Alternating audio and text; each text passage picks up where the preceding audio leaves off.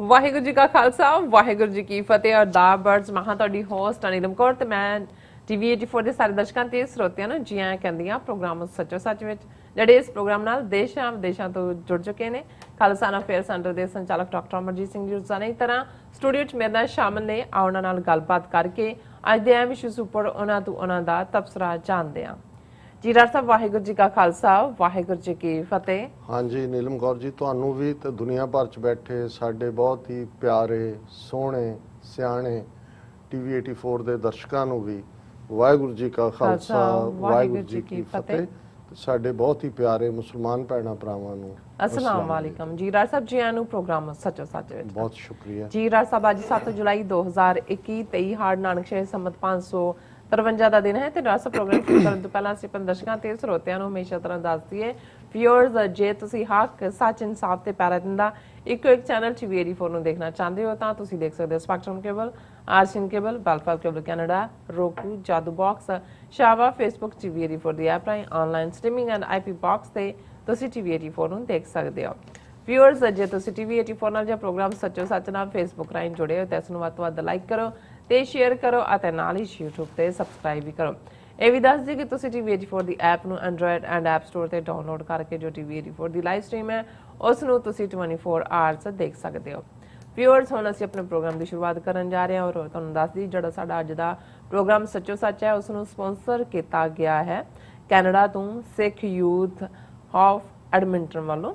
So Sikh youth of ਜਿਹੜੀ Edmonton ਹੈ ਇੱਕ ਰਜਿਸਟਰਡ ਨਾਟ ਪ੍ਰੋਫਿਟ ਜਿਹੜੀ ਆਰਗੇਨਾਈਜੇਸ਼ਨ ਹੈ ਸੋ ਜੋ ਸਥਾਨਿਕ ਭਾਈਚਾਰੇ ਦੀ ਹਰ ਤਰ੍ਹਾਂ ਦੀ ਜਿਹੜੀ ਮਦਦ ਕਰਨ ਲਈ ਤਿਆਰ ਰਹਿੰਦੀ ਹੈ। ਉਹ ਪੰਜਾਬ ਤੋਂ ਆਏ ਨਵੇਂ ਵਿਦਿਆਰਥੀਆਂ ਦੀ ਮਦਦ ਹੋਵੇ, ਸਿੱਖ ਸੰਘਰਸ਼ ਦੇ ਸ਼ਹੀਦਾਂ ਦੀ ਮਦਦ ਹੋਵੇ ਜਾਂ ਧਰਮੀ ਫੌਜੀਆਂ ਦੀ ਮਦਦ ਹੋਵੇ।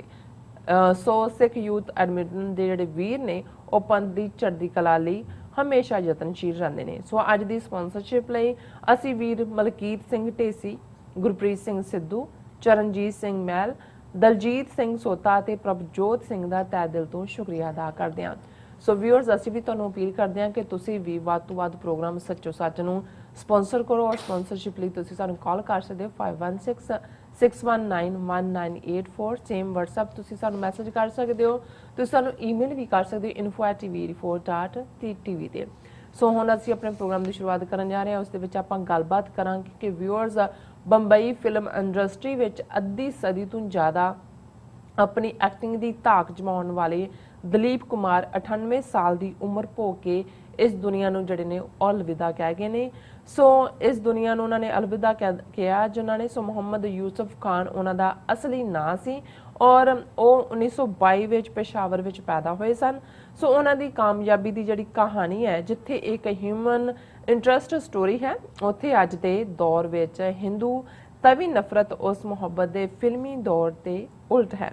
ਸੋ ਜਿਸ ਗੰਗਾ ਜਮਨੀ ਤਹਿਜੀਬ ਨੂੰ ਦਲੀਪ ਕੁਮਾਰ ਆਪਣੀਆਂ ਫਿਲਮਾਂ ਰਾਹੀਂ ਪ੍ਰਮੋਟ ਕਰਦੇ ਰਹੇ। ਸੋ ਦਲੀਪ ਕੁਮਾਰ ਪੰਜਾਬੀ ਬੋਲਣ ਵਾਲੇ ਜਿਹੜੇ ਪਠਾਨ ਘਰਾਣੇ ਨਾਲ ਸੰਬੰਧਿਤ ਸਨ ਅਤੇ ਉਹਨਾਂ ਨੇ ਖਾਲਸਾ ਕਾਲਜ ਬੰਬਈ ਤੋਂ ਜਿਹੜੀ ਆਪਣੀ ਡਿਗਰੀ ਆ ਉਹ ਹਾਸਲ ਕੀਤੀ। ਸੋ ਉਹ ਸਿੱਖਾਂ ਨਾਲ ਬਹੁਤ ਮੁਹੱਬਤ ਕਰਦੇ ਸਨ। ਅੱਜ ਦੇ ਹਿੰਦੂਤਵੀ ਨਫ਼ਰਤ ਦੇ ਦੌਰੇ ਵਿੱਚ ਸਾਂਝੇ ਭਾਰਤ ਦੇ ਸੰਕਲਪ ਵਾਲੇ ਮੁਸਲਮਾਨਾਂ ਦਾ ਜਿਹੜਾ ਸੁਪਨਾ ਹੈ ਉਹ ਬਿਲਕੁਲ ਚੂਰ-ਚੂਰ ਹੋ ਗਿਆ ਹੈ। ਸੋ ਇਸ ਬਾਰੇ ਆਪਾਂ ਗੱਲਬਾਤ ਕਰਨ ਜਾ ਰਹੇ ਹਾਂ। ਸੋ ਅਸੀਂ ਚਾਹਾਂਗੇ ਕਿ ਤੁਸੀਂ ਨਾਲ ਇਸੇ ਤਰ੍ਹਾਂ ਹੀ ਬਣੇ ਰਹਿਣਾ। ਦੇਖਣ ਸੁਣਨ ਲਈ ਤੁਹਾਡਾ ਸਭ ਦਾ ਬਹੁਤ-ਬਹੁਤ ਸ਼ੁਕਰੀਆ। ਜੀ ਡਾਕਟਰ ਸਾਹਿਬ ਕੀ ਵਿਚਾਰਾਂ ਨੇ? ਦੇਖੋ ਅਸੀਂ ਵੀ ਸਿੱਖ ਯੂਥ ਆਫ ਐਡਮਿੰਟਨ ਦਾ ਸ਼ੁਕਰੀਆ ਅਦਾ ਕਰਦੇ ਹਾਂ। ਅਸੀਂ ਸਮਝਦੇ ਹਾਂ ਵੀ ਜਿਹੜੇ ਸਾਡੇ ਨੌਜਵਾਨ ਖਾਸ ਤੌਰ ਤੇ ਬੜੀ ਮਿਹਨਤ ਨਾਲ ਕਿਰਤ ਕਰਕੇ ਆਪਣੀ ਰੋਜ਼ੀ ਰੋਟੀ ਕਮਾਉਂਦੇ ਨੇ ਪਰ ਉਹਨਾਂ ਦੇ ਵਿੱਚ ਪੰਥ ਦਾ ਪਿਆਰ ਹੈ। ਇੱਕ ਪਾਸੇ ਅਸੀਂ ਉਹ ਬਹੁਤ ਧਨਾੜ ਜਿਨ੍ਹਾਂ ਨੂੰ ਰੱਬ ਨੇ ਬਹੁਤ ਦਿੱਤਾ ਹੈ ਤੇ ਜਿੰਨਾ ਉਹਨਾਂ ਨੂੰ ਦਿੱਤਾ ਹੈ ਉਨੀ ਉਹਨਾਂ ਦੀ ਮੁੱਠੀ ਕੁੱਟੀ ਹੋਈ ਹੈ। ਲੇਕਿਨ ਦੂਸਰੇ ਪਾਸੇ ਸਾਡੇ ਵੀਰ ਉਹ ਨੇ ਜਿਹੜੇ ਖੁਦ ਸਵੇਰ ਤੋਂ ਸ਼ਾਮ ਤੱਕ ਕੋਈ ਟਰੱਕ ਚਲਾਉਂਦਾ ਹੈ, ਕੋਈ ਟੈਕਸੀ ਚਲਾਉਂਦਾ ਹੈ, ਕੋਈ ਹੋਰ ਔਡ ਜੌਬਸ ਕਰਦੇ ਨੇ ਪਰ ਉਹਨਾਂ ਨੂੰ ਲੱਗਦਾ ਹੈ ਵੀ ਨਹੀਂ ਅਸੀਂ ਇਹਨਾਂ ਮੁਲਕਾਂ 'ਚ ਆਏ ਹਾਂ ਖਾਲਿਸਤਾਨ ਦੇ ਉਹਨਾਂ ਸ਼ਹੀਦਾਂ ਦੇ ਡੁੱਲੇ ਖੂਨ ਦੀ ਗੱਲ ਵੀ ਜਾਰੀ ਰਹੇ ਔਰ ਉਹਦੇ ਲਈ ਅਸੀਂ ਬੇਸ਼ੱਕ ਉੱਥੇ ਜਿਹੜੇ ਸ਼ਹੀਦ ਪਰਿਵਾਰ ਨੇ ਉਹਨਾਂ ਦੀ ਮਦਦ ਹੋਏ, ਧਰਮੀ ਫੌਜੀ ਜਿਨ੍ਹਾਂ ਨੂੰ ਆਲਮੋਸਟ ਕੌਮ ਨੇ ਵਸਾਰ ਹੀ ਦਿੱਤਾ ਉਹਨਾਂ ਦੀ ਗੱਲ ਹੋਏ ਔਰ ਜਿਹੜੇ ਵਿਦਿਆਰਥੀ ਭਾਵੇਂ ਉੱਥੋਂ ਜਿਹੜੇ ਕੈਨੇਡਾ 'ਚ ਪੜ੍ਹਨ ਆਉਂਦੇ ਨੇ ਬਹੁਤ ਸਾਰੇ ਇਕਨੋਮਿਕਲ ਰੀਜ਼ਨਸ ਕਰਕੇ ਨੇ। ਪੜ੍ਹਾਈ ਤਾਂ ਇੱਕ ਬਹੁਤ ਵਾਰੀ ਇੱਕ ਬਾਹਰਲਾ ਸਮੋਕ ਸਕਰੀਨ ਹੀ ਹੈ, ਲੇਕਿਨ ਆਪਣੇ ਬੱਚੇ ਬੱਚੀਆਂ ਨੇ ਔਰ ਕਈ ਜਿਹੜੇ ਕੈਨੇਡਾ 'ਚ 2-3 ਜਨਰੇਸ਼ਨਾਂ ਤੋਂ ਸੈਟਲ ਨੇ, ਉਹਨਾਂ ਨੂੰ ਨਹੀਂ ਲੱਗਦਾ ਹੈ ਕਿ ਭਾਈ ਅਸੀਂ ਇਹਨਾਂ ਦੀ ਮਦਦ ਵੀ ਕਰੀਏ, ਲੇਕਿਨ ਉਹ ਵੀਰ ਵੀ ਨੇ ਜਿਹੜੇ ਉਹਨਾਂ ਦੀ ਮਦਦ ਕਰਦੇ ਨੇ। ਸੋ ਜਿਹੜੇ ਤੁਸੀਂ ਨੌਜਵਾਨਾਂ ਦਾ ਨਾਂ ਲਿਆ, ਸਿੱਖ ਯੂਥ ਆਫ ਐਡਮਿੰਟਨ ਦੇ ਮਲਕੀਤ ਸਿੰਘ ਢੇਸੀ, ਗੁਰਪ੍ਰੀਤ ਸਿੰਘ ਸਿੱਧੂ, ਚਰਨਜੀਤ ਸਿੰਘ ਮਹਿਲ, ਦਲਜੀਤ ਸਿੰਘ ਸੋਹਤਾ, ਪ੍ਰਭਜੋਤ ਸਿੰਘ, ਇਹ ਬੜੇ ਪਿਆਰੇ ਨੌਜਵਾਨ ਨੇ। ਔਰ ਇਹ ਜਿਹੜੇ ਮੈਂ ਤਿੰਨੋਂ ਹੀ ਫੀਲਡ ਕਹੇ ਜਿਹੜੇ ਸਾਡੇ ਬਹੁਤ ਸਾਰੇ ਇਗਨੋਰਡ ਨੇ, ਔਰ ਜਿਹੜੀਆਂ ਇੱਥੇ ਸਾਡੀਆਂ ਐਸਟੈਬਲਿਸ਼ਡ ਜਥੇਬੰਦੀਆਂ ਨੇ, ਵੱਡੀਆਂ ਵੱਡੀਆਂ ਗੁਰਦੁਆਰਾ ਕਮੇਟੀਆਂ ਨੇ, ਲੱਖਾਂ ਡਾਲਰ ਦੇ ਬਜਟ ਨੇ, ਉਹਨਾਂ ਦੀ ਪ੍ਰਾਇੋਰਟੀ 'ਚ ਫਿੱਟ ਨਹੀਂ ਹੁੰਦੇ। ਔਰ ਇਹ ਨੌਜਵਾਨ ਇਹਨਾਂ ਤਿੰਨੋਂ ਹੀ ਧਰਮੀ ਫੌਜੀਆਂ ਲਈ ਵੀ, ਉੱਥੋਂ ਆਏ ਸਟੂਡੈਂਟਸ ਲਈ ਵੀ, ਔਰ ਸ਼ਹੀਦ ਪਰਿਵਾਰਾਂ ਲਈ ਵੀ ਮਦਦਗਾਰ ਨੇ ਹਮੇਸ਼ਾ। ਔਰ ਉਹਨਾਂ ਨੇ TV 84 ਵੀ ਉਸ ਦੇ ਉਹ ਐਡਮਾਇਰਰ ਨੇ, ਸ਼ੋਅ ਵੀ ਦੇਖਦੇ ਨੇ। ਔਰ ਇਹ ਉਹਨਾਂ ਦੀ ਮੈਂ ਸਮਝਦਾ ਵੀ ਸਾਡੇ ਲਈ ਗੁੱਡਵਿਲ ਹੈ ਕਿ ਕੈਨੇਡਾ 'ਚ ਬੈਠੇ ਐਡਮਿੰਟਨ 'ਚ ਉਹਨਾਂ ਨੇ ਜਿਹੜਾ ਸਾਨੂੰ ਸਪੋਰਟ ਕੀਤਾ, ਅਸੀਂ ਉਹਨਾਂ ਦਾ ਸ਼ੁਕਰੀਆ ਅਦਾ ਕਰਦੇ ਹਾਂ। ਵੈਸੇ ਜਦੋਂ ਅਸੀਂ ਮਿਲਖਾ ਸਿੰਘ ਫਲਾਇੰਗ ਸਿੱਖ ਦੀ ਸਟੋਰੀ ਕੀਤੀ ਤੇ ਮੈਨੂੰ ਪਤਾ ਹੈ ਵੀ ਸਾਡੇ ਕੁਝ ਵੀਰਾਂ ਨੂੰ ਲੱਗਾ ਕਿ ਜੀ ਦੇਖੋ ਇਹ ਤਾਂ ਕੋਈ ਬਣਦਾ ਨਹੀਂ ਹੈ। ਹੁਣ ਬਹੁਤਿਆਂ ਨੂੰ ਇਹ ਹੁੰਦਾ ਹੈ ਵੀ ਜੇ ਅਸੀਂ ਖਾਲਿਸਤਾਨ ਦੇ ਐਡਵੋਕੇਟ ਹੈ, ਖਾਲਿਸਤਾਨ ਦੇ ਝੰਡਾ ਬਰਦਾਰ ਹੈ ਜਾਂ ਖਾਲਿਸਤਾਨ ਦੇ ਫੁੱਟ ਸੋਲਜਰ ਹੈ, ਤੇ ਜੋ ਕੁਝ ਆਲੇ ਦੁਆਲੇ ਵਾਪਰ ਰਿਹਾ ਜਿਵੇਂ ਉਸ ਨਾਲ ਸਾਡਾ ਕੋਈ ਸਰੋਕਾਰ ਨਹੀਂ। ਹਾਲਾਂਕਿ ਹਕੀਕਤ ਇਹ ਹੁੰਦੀ ਹੈ ਕਿ ਵੀ ਜਦੋਂ ਤੁਸੀਂ ਜਿਸ ਆਲੇ ਦੁਆਲੇ 'ਚ ਵਿਚਰ ਰਹੇ ਹੁੰਦੇ ਹੋ, ਜਿਹੜੀ ਵੀ ਕੋਈ ਘਟਨਾ ਵਾਪਰਦੀ ਹੈ, ਤੁਸੀਂ ਉਸ ਦੇ ਪਿਛੋਕੜ ਦੇ ਨਾਲ ਜੁੜਦੇ ਹੋ। ਔਰ ਇੱਕ ਗੱਲ ਖਾਸ ਤੌਰ ਤੇ ਮੀਡੀਆ ਦੇ ਹਵਾਲੇ ਨਾਲ, ਕਿਉਂਕਿ ਅਸੀਂ 24 ਆਵਰ ਇਲੈਕਟ੍ਰੋਨਿਕ ਮੀਡੀਆ ਦੇ ਵਿੱਚ ਵੀ ਬੈਠੇ ਹੋਏ ਹਾਂ, ਜਿੱਥੇ ਬਹੁਤ ਸਾਰੀਆਂ ਫੇਕ ਸਟੋਰੀਜ਼ ਵੀ ਚੱਲਦੀਆਂ ਨੇ, ਜਿੱਥੇ ਅਸੀਂ ਸੱਚੋ ਸੱਚ ਬਿਆਨਦੇ ਹਾਂ। ਸਾਡਾ ਇਹ ਪ੍ਰੋਗਰਾਮ ਬੇਸਿਕਲੀ ਪੋਲੀਟੀਕਲ ਐਨਾਲਿਸਿਸ ਹੈ, ਜੋ ਵੀ 24 ਘੰਟੇ ਦੇ ਵਿੱਚ ਵਾਪਰਦਾ ਹੈ ਉਸ ਨੂੰ ਅਸੀਂ ਜਿਵੇਂ ਤੁਸੀਂ ਚੀਰ ਫਾੜ ਕਹਿੰਦੇ ਹੋ, ਚੀਰ ਫਾੜ ਕਰਕੇ ਸਾਹਮਣੇ ਰੱਖ ਦਿੰਦੇ ਹਾਂ। ਹਾਲਾਂਕਿ ਇੱਕ ਸਾਡੇ ਪਾਕਿਸਤਾਨੀ ਵਿਊਅਰ ਨੇ ਲਿਖਿਆ ਸੀ ਕਿ ਡਾਕਟਰ ਸਾਹਿਬ ਤੁਸੀਂ ਬੜੇ ਬੇਦਰਦ ਬੁੱਚੜ ਹੋ, ਜਿਵੇਂ ਤੁਸੀਂ ਇੰਡੀਆ ਨੂੰ ਖਿਲਾਰਦੇ ਹੋ। ਹਾਲਾਂਕਿ ਚਲੋ ਇਹ ਵੀ ਟ੍ਰਿਬਿਊਟ ਦਿੱਤੀ ਉਹਨਾਂ ਨੇ, ਲੇਕਿਨ ਸਾਡੀ ਕੋਸ਼ਿਸ਼ ਹੁੰਦੀ ਹੈ ਵੀ ਇੱਕ ਪਾਸੇ ਜਿਹੜੀ ਵੀ ਗੱਲ ਕਿਤੇ ਦੁਨੀਆ 'ਚ ਵਾਪਰਦੀ ਹੈ, ਜਿਵੇਂ ਜਦੋਂ ਅਸੀਂ ਪ੍ਰੋਗਰਾਮ ਸ਼ੁਰੂ ਕੀਤਾ 2012 'ਚ ਦਸੰਬਰ 'ਚ, ਤੇ ਅਸੀਂ ਇਹ ਕਿਹਾ ਸੀ ਕਿ ਦੁਨੀਆ 'ਚ ਕਿਤੇ ਵੀ ਦੋ ਮੁਲਕ ਮਿਲਣ, ਦੋ ਇਨਸਾਨ ਮਿਲਣ, ਕੋਈ ਘਟਨਾਕ੍ਰਮ ਵਾਪਰੇ, ਕੋਈ ਘਟਨਾ ਵਾਪਰੇ, ਉਹ ਕਿਵੇਂ ਸਿੱਖ ਕੌਮ ਨੂੰ ਪ੍ਰਭਾਵਿਤ ਕਰੇਗੀ। ਇਹ ਸਾਡਾ ਮੋਟੋ ਹੈ, ਇਹ ਸਾਡਾ ਆਸ਼ਾ ਹੈ, ਇਹ ਸਾਡਾ ਇਨਸਿਗਨੀਆ ਹੈ, ਇਹ ਸਾਡਾ ਐਕਟਿਵਿਜ਼ਮ ਹੈ। ਸੋ ਅਸੀਂ ਜਿਹੜੀ ਵੀ ਘਟਨਾ ਬਰੇ ਸਗੀਰ ਦੇ ਵਿੱਚ ਸਾਡੇ ਸਬ ਕੰਟੀਨੈਂਟਸ, ਖਾਸ ਤੌਰ ਤੇ ਇੰਡੀਆ, ਪਾਕਿਸਤਾਨ, ਅਫਗਾਨਿਸਤਾਨ, ਬੰਗਲਾਦੇਸ਼, ਨੇਪਾਲ, ਉਹ ਸਾਡੀ ਧਰਤੀ ਹੈ ਔਰ ਜਿਸ ਦੇ ਨਾਲ ਅਸੀਂ ਹਮੇਸ਼ਾ ਜੁੜੇ ਹੁੰਦੇ ਹਾਂ। ਇਸ ਲਈ ਅਫਗਾਨਿਸਤਾਨ 'ਚ ਜੋ ਕੁਝ ਵਾਪਰ ਰਿਹਾ ਸਾਡੇ ਲਈ ਅਹਿਮੀਅਤ ਵਾਲਾ ਹੈ। ਅਸੀਂ ਆਲਮੋਸਟ ਡੇਲੀ ਉਸ ਦੇ ਉੱਤੇ ਗੱਲ ਕਰਦੇ।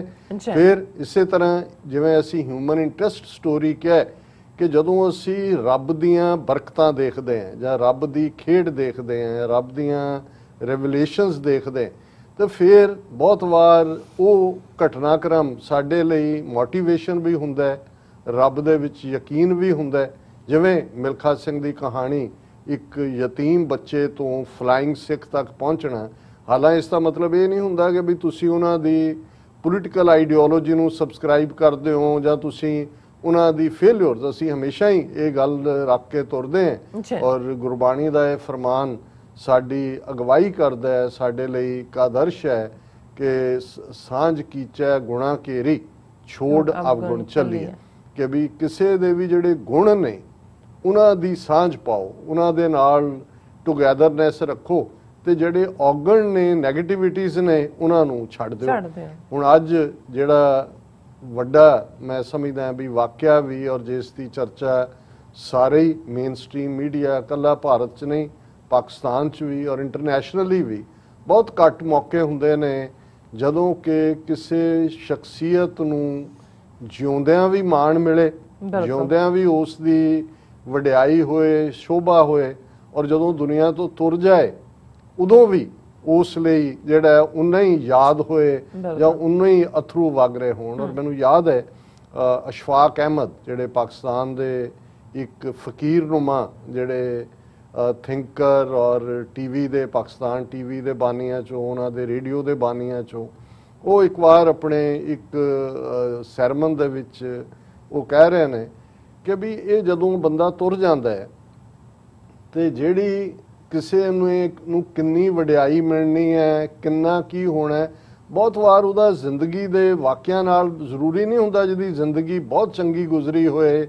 ਸੇਵਾ 'ਚ ਗੁਜ਼ਰੀ ਹੋਏ, ਉਹਨੂੰ ਉਨੀ ਜਿਹੜੀ ਹੈ ਪਜ਼ੀਰਾਈ ਉਹਦੀ ਮੌਤ ਤੇ ਵੀ ਮਿਲੇ।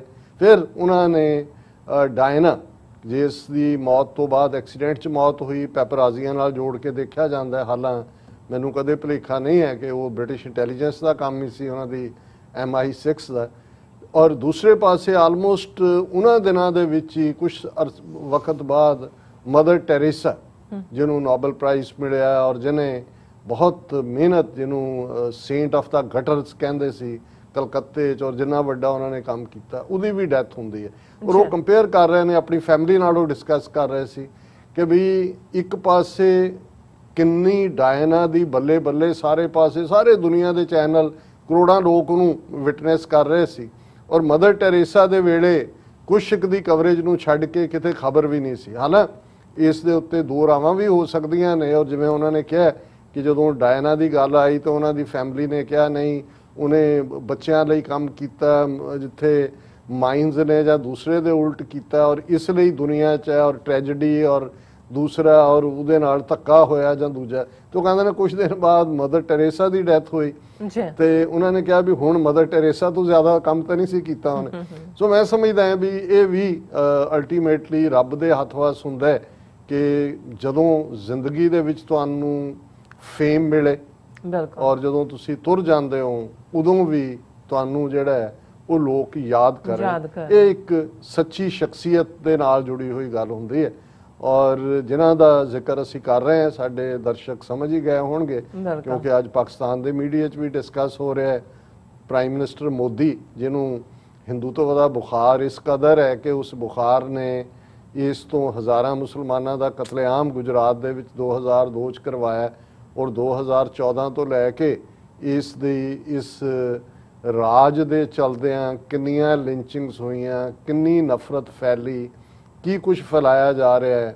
ਔਰ ਇਹ ਮੈਂ ਸਮਝਦਾ ਹਾਂ ਵੀ ਜਦੋਂ ਅਸੀਂ ਮੁਹੰਮਦ ਯੂਸਫ ਦਾ ਜ਼ਿਕਰ ਕਰਦੇ ਹਾਂ ਜਿਨ੍ਹਾਂ ਨੇ ਫਿਲਮੀ ਦੁਨੀਆ ਦੇ ਵਿੱਚ ਆ ਕੇ ਆਪਣਾ ਨਾਂ ਜਿਹੜਾ ਉਹ ਦਲੀਪ ਕੁਮਾਰ, ਕਿਉਂਕਿ ਜਿਸ ਦੀ ਇਹ ਲੱਭਤ ਸੀ ਦੇਵਕਾ ਰਾਣੀ ਜਿਹੜੀ ਪ੍ਰੋਡਿਊਸਰ ਸੀ, ਫਿਲਮਾਂ ਬਣਾਉਂਦੀ ਸੀ, ਉਹਨੇ ਹੀ ਇਹ ਨੇਮ ਦਿੱਤਾ। ਔਰ ਇੱਕ ਉਹਨਾਂ ਨੇ ਕਿਉਂਕਿ ਆਪਣੀ ਆਟੋਬਾਇਓਗ੍ਰਾਫੀ ਵੀ ਲਿਖੀ ਹੈ, ਜ਼ਿੰਦਗੀ ਦੀ ਕਹਾਣੀ ਲਿਖੀ ਹੈ ਦਲੀਪ ਕੁਮਾਰ ਨੇ, ਤਾਂ ਉਹਦੇ 'ਚ ਸਾਰੇ ਵੇਰਵੇ ਨੇ ਔਰ ਅੱਜ ਸਾਰੇ ਪਾਸੇ ਨੇ। ਮੈਂ ਕੁਛ ਉਹਨਾਂ ਫੈਕਟਰਸ ਵਾਲੀ ਧਿਆਨ ਦਿਵਾਵਾਂਗਾ ਜਿਹੜੇ ਸ਼ਾਇਦ ਮੁੱਖ ਧਾਰਾ ਦੇ ਵਿੱਚ ਡਿਸਕਸ ਨਹੀਂ ਹੋ ਰਹੇ। ਔਰ ਇਹਦੇ 'ਚ ਕੋਈ ਸ਼ੱਕ ਨਹੀਂ ਹੈ ਕਿ ਇੱਕ ਸ਼ਰਮੀਲਾ ਜਿਹਾ ਪਠਾਨ ਬੱਚਾ ਜਿਹੜਾ ਪਿਸ਼ਾਵਰ ਦੇ ਜਿਹੜਾ ਕਿੱਸਾ ਖਵਾਨੀ ਬਾਜ਼ਾਰ ਉਹਨੂੰ ਕਿਹਾ ਜਾਂਦਾ, ਔਰ ਇਹ ਵੀ ਬੜਾ ਦਿਲਚਸਪ ਬਾਜ਼ਾਰ ਹੈ ਜਿਹਦੇ 'ਚ ਜਿਹੜੇ ਲੋਕ ਬੈਠਦੇ ਨੇ ਲੰਬਾ ਵਕਤ ਦੇ ਨਾਲ। ਹੁਣ ਅਸੀਂ ਕਈ ਵਾਰੀ ਪੰਜਾਬੀ 'ਚ ਲਫ਼ਜ਼ ਕਿ ਜੀ ਕਿੱਸੇ ਕਹਾਣੀਆਂ,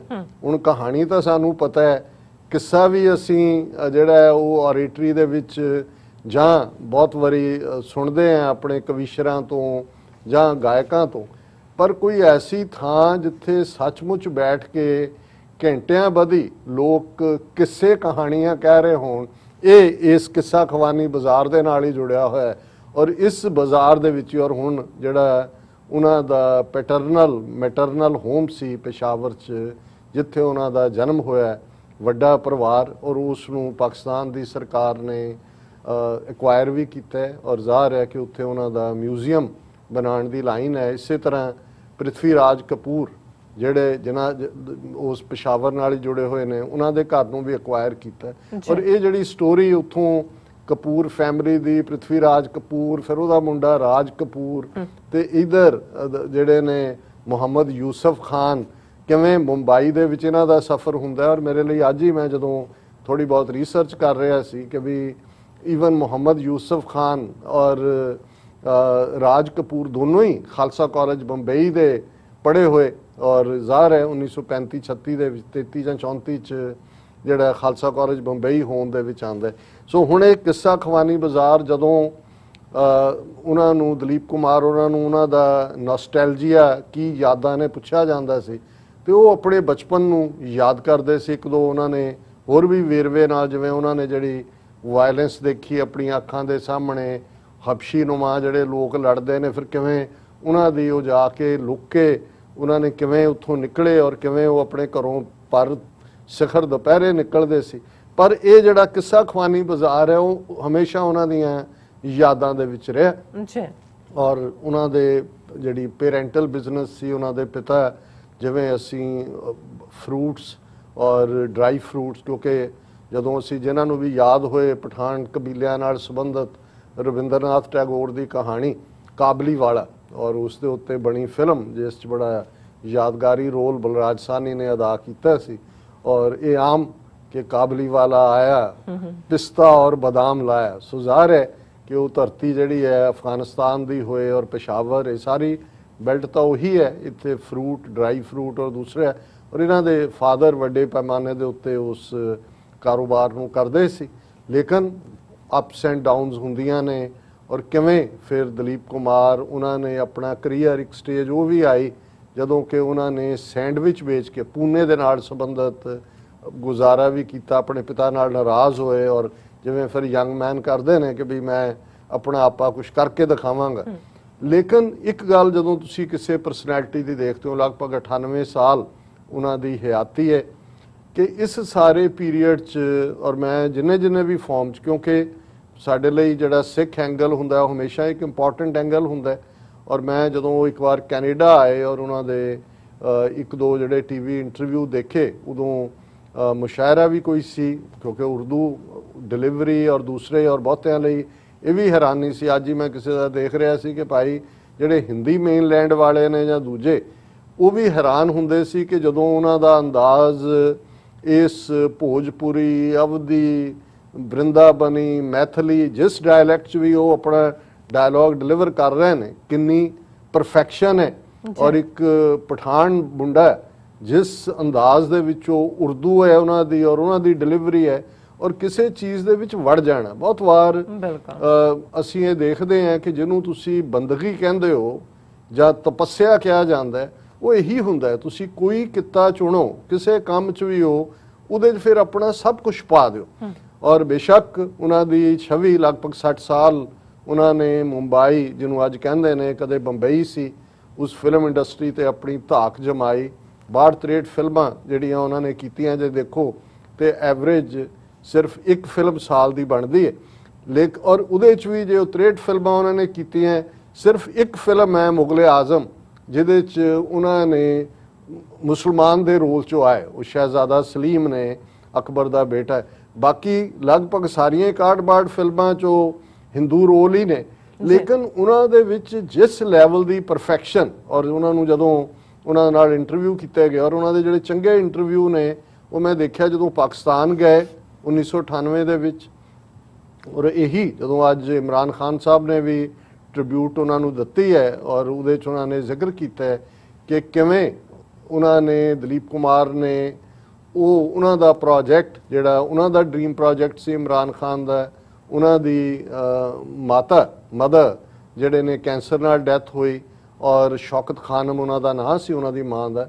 ਔਰ ਸ਼ੌਕਤ ਖਾਨਮ ਮੈਮੋਰੀਅਲ ਕੈਂਸਰ ਹਸਪੀਟਲ ਦਾ ਪ੍ਰੋਜੈਕਟ ਜਿਹੜਾ ਅੱਜ ਵਰਲਡ ਕਲਾਸ ਇੰਸਟੀਚਿਊਟ ਹੈ। ਔਰ ਉਹਨਾਂ ਨੇ ਕਿਹਾ ਜੀ ਜਿਹੜੇ ਪਹਿਲੇ 10% ਪੈਸੇ ਰੇਜ਼ ਕਰਨੇ ਸਭ ਤੋਂ ਔਖੇ ਸੀ, ਪਰ ਦਲੀਪ ਕੁਮਾਰ ਸਾਹਿਬ ਲਾਹੌਰ ਵੀ ਆਏ ਔਰ ਲੰਡਨ ਵੀ ਗਏ, ਔਰ ਉਹਨਾਂ ਨੇ ਕਿਹਾ ਕਿ ਬਈ ਕਿਆ, ਔਰ ਇਹਦੇ 'ਚ ਕੋਈ ਸ਼ੱਕ ਨਹੀਂ ਹੈ ਕਿ ਉਹ ਬਹੁਤ ਹੰਬਲ, ਫੁੱਲ ਆਫ ਹਿਊਮਿਲਿਟੀ, ਨਮਰਤਾ, ਔਰ ਉਹਨਾਂ ਦਾ ਇਹ ਜਿਹੜੀ ਬਿਆਨ ਕਰਨ ਦਾ ਅੰਦਾਜ਼ ਸੀ ਹਰ ਗੱਲ ਨੂੰ। ਇੱਕ ਤਾਂ ਫਿਲਮੀ ਤਾਂ ਸਕ੍ਰਿਪਟ ਹੁੰਦੀ ਹੈ ਕਿ ਵੀ ਤੁਸੀਂ ਸਕ੍ਰਿਪਟ ਉਹਦੇ 'ਚ ਤਾਂ ਡਿਲੀਵਰੀ ਹੈ, ਪਰ ਆਮ ਚੀਜ਼ਾਂ ਦੇ ਵਿੱਚ ਵੀ ਉਹ, ਔਰ ਜਿਵੇਂ ਜੇ ਮੈਂ ਕੈਨੇਡਾ ਦੇ ਜਿਸ ਉਹਨਾਂ ਦੇ ਦੌਰੇ ਦੀ ਗੱਲ ਕੀਤੀ ਹੈ, ਉਹਦੇ 'ਚ ਵੀ ਉਹ ਇੰਨੇ ਰਿਲੈਕਸਡ ਅੰਦਾਜ਼ ਦੇ ਵਿੱਚ ਗੱਲ ਕਰ ਰਹੇ ਨੇ। ਉਹਦੇ 'ਚ ਕੁੰਵਰ ਮਹਿੰਦਰ ਸਿੰਘ ਬੇਦੀ, ਇਹ ਉਰਦੂ ਦੇ ਬੜੇ ਜ਼ਬਰਦਸਤ ਸ਼ਾਇਰ ਹੋਏ, ਔਰ ਕਿਉਂਕਿ ਫਾਈਨੈਂਸ਼ੀਅਲੀ ਇਸ ਬੇਦੀ ਕਲੈਨ ਇਹਨਾਂ ਦਾ ਕਾਫੀ ਵੈਲ ਆਫ ਸੀ।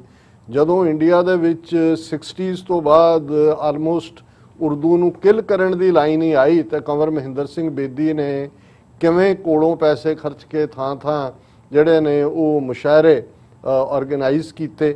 ਔਰ ਦਲੀਪ ਕੁਮਾਰ ਕੈਨੇਡਾ ਦੇ ਵਿੱਚ ਟ੍ਰਿਬਿਊਟ ਦੇ ਰਹੇ ਨੇ ਮਹਿੰਦਰ ਸਿੰਘ ਬੇਦੀ ਨੂੰ।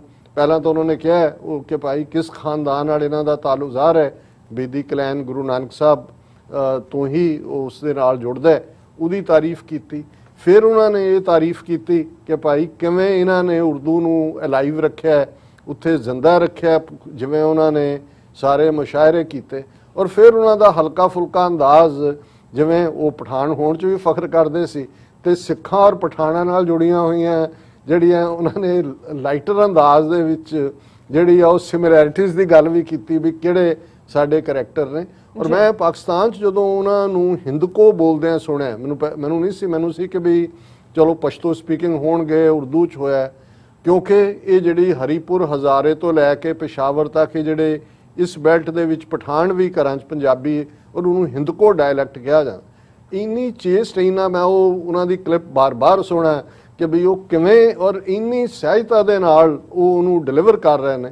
ਔਰ ਇਹ ਵੀ ਇੱਕ ਮੈਂ ਸਮਝਦਾ ਵੀ ਜਦੋਂ ਅਸੀਂ ਸਿੱਖ ਪਰਸਪੈਕਟਿਵ ਤੋਂ ਗੱਲ ਕਰ ਰਹੇ ਤੇ ਇਹ ਉਹ ਚੀਜ਼ਾਂ ਨੇ ਜਿਹੜੀਆਂ ਜੁੜੀਆਂ ਹੋਈਆਂ ਨੇ ਥਾਟ ਦੇ ਲਿਹਾਜ਼ ਨਾਲ। ਕਲੈਰਿਟੀ ਕਦੇ ਵੀ ਜਦੋਂ ਉਹਨਾਂ ਨੂੰ ਹਾਲੀਵੁੱਡ 'ਚੋਂ ਆਫਰ ਆਈ, ਜਿਸ ਜ਼ਮਾਨੇ 'ਚ ਉਹ ਰਾਈਜ਼ਿੰਗ ਸੀ, ਉਹ ਅੰਗਰੇਜ਼ਾਂ ਦੇ ਰਾਜ ਜਾਂ ਦੂਜੇ ਈਵਨ ਪੂਨੇ 'ਚ ਹੁੰਦਿਆਂ ਜਦੋਂ ਉਹਨਾਂ ਨੇ ਮਾੜਾ ਮੋਟਾ ਕੰਮ ਵੀ ਸ਼ੁਰੂ ਕੀਤਾ ਸੀ ਤੇ ਅੰਗਰੇਜ਼ਾਂ ਦੇ ਖਿਲਾਫ ਤਕਰੀਰ ਕੀਤੀ ਔਰ ਜੇਲ੍ਹ ਦੇ ਵਿੱਚ ਡੱਕੇ ਗਏ, ਉਹ ਕਾਰੋਬਾਰ ਵੀ ਬੰਦ ਹੋਇਆ।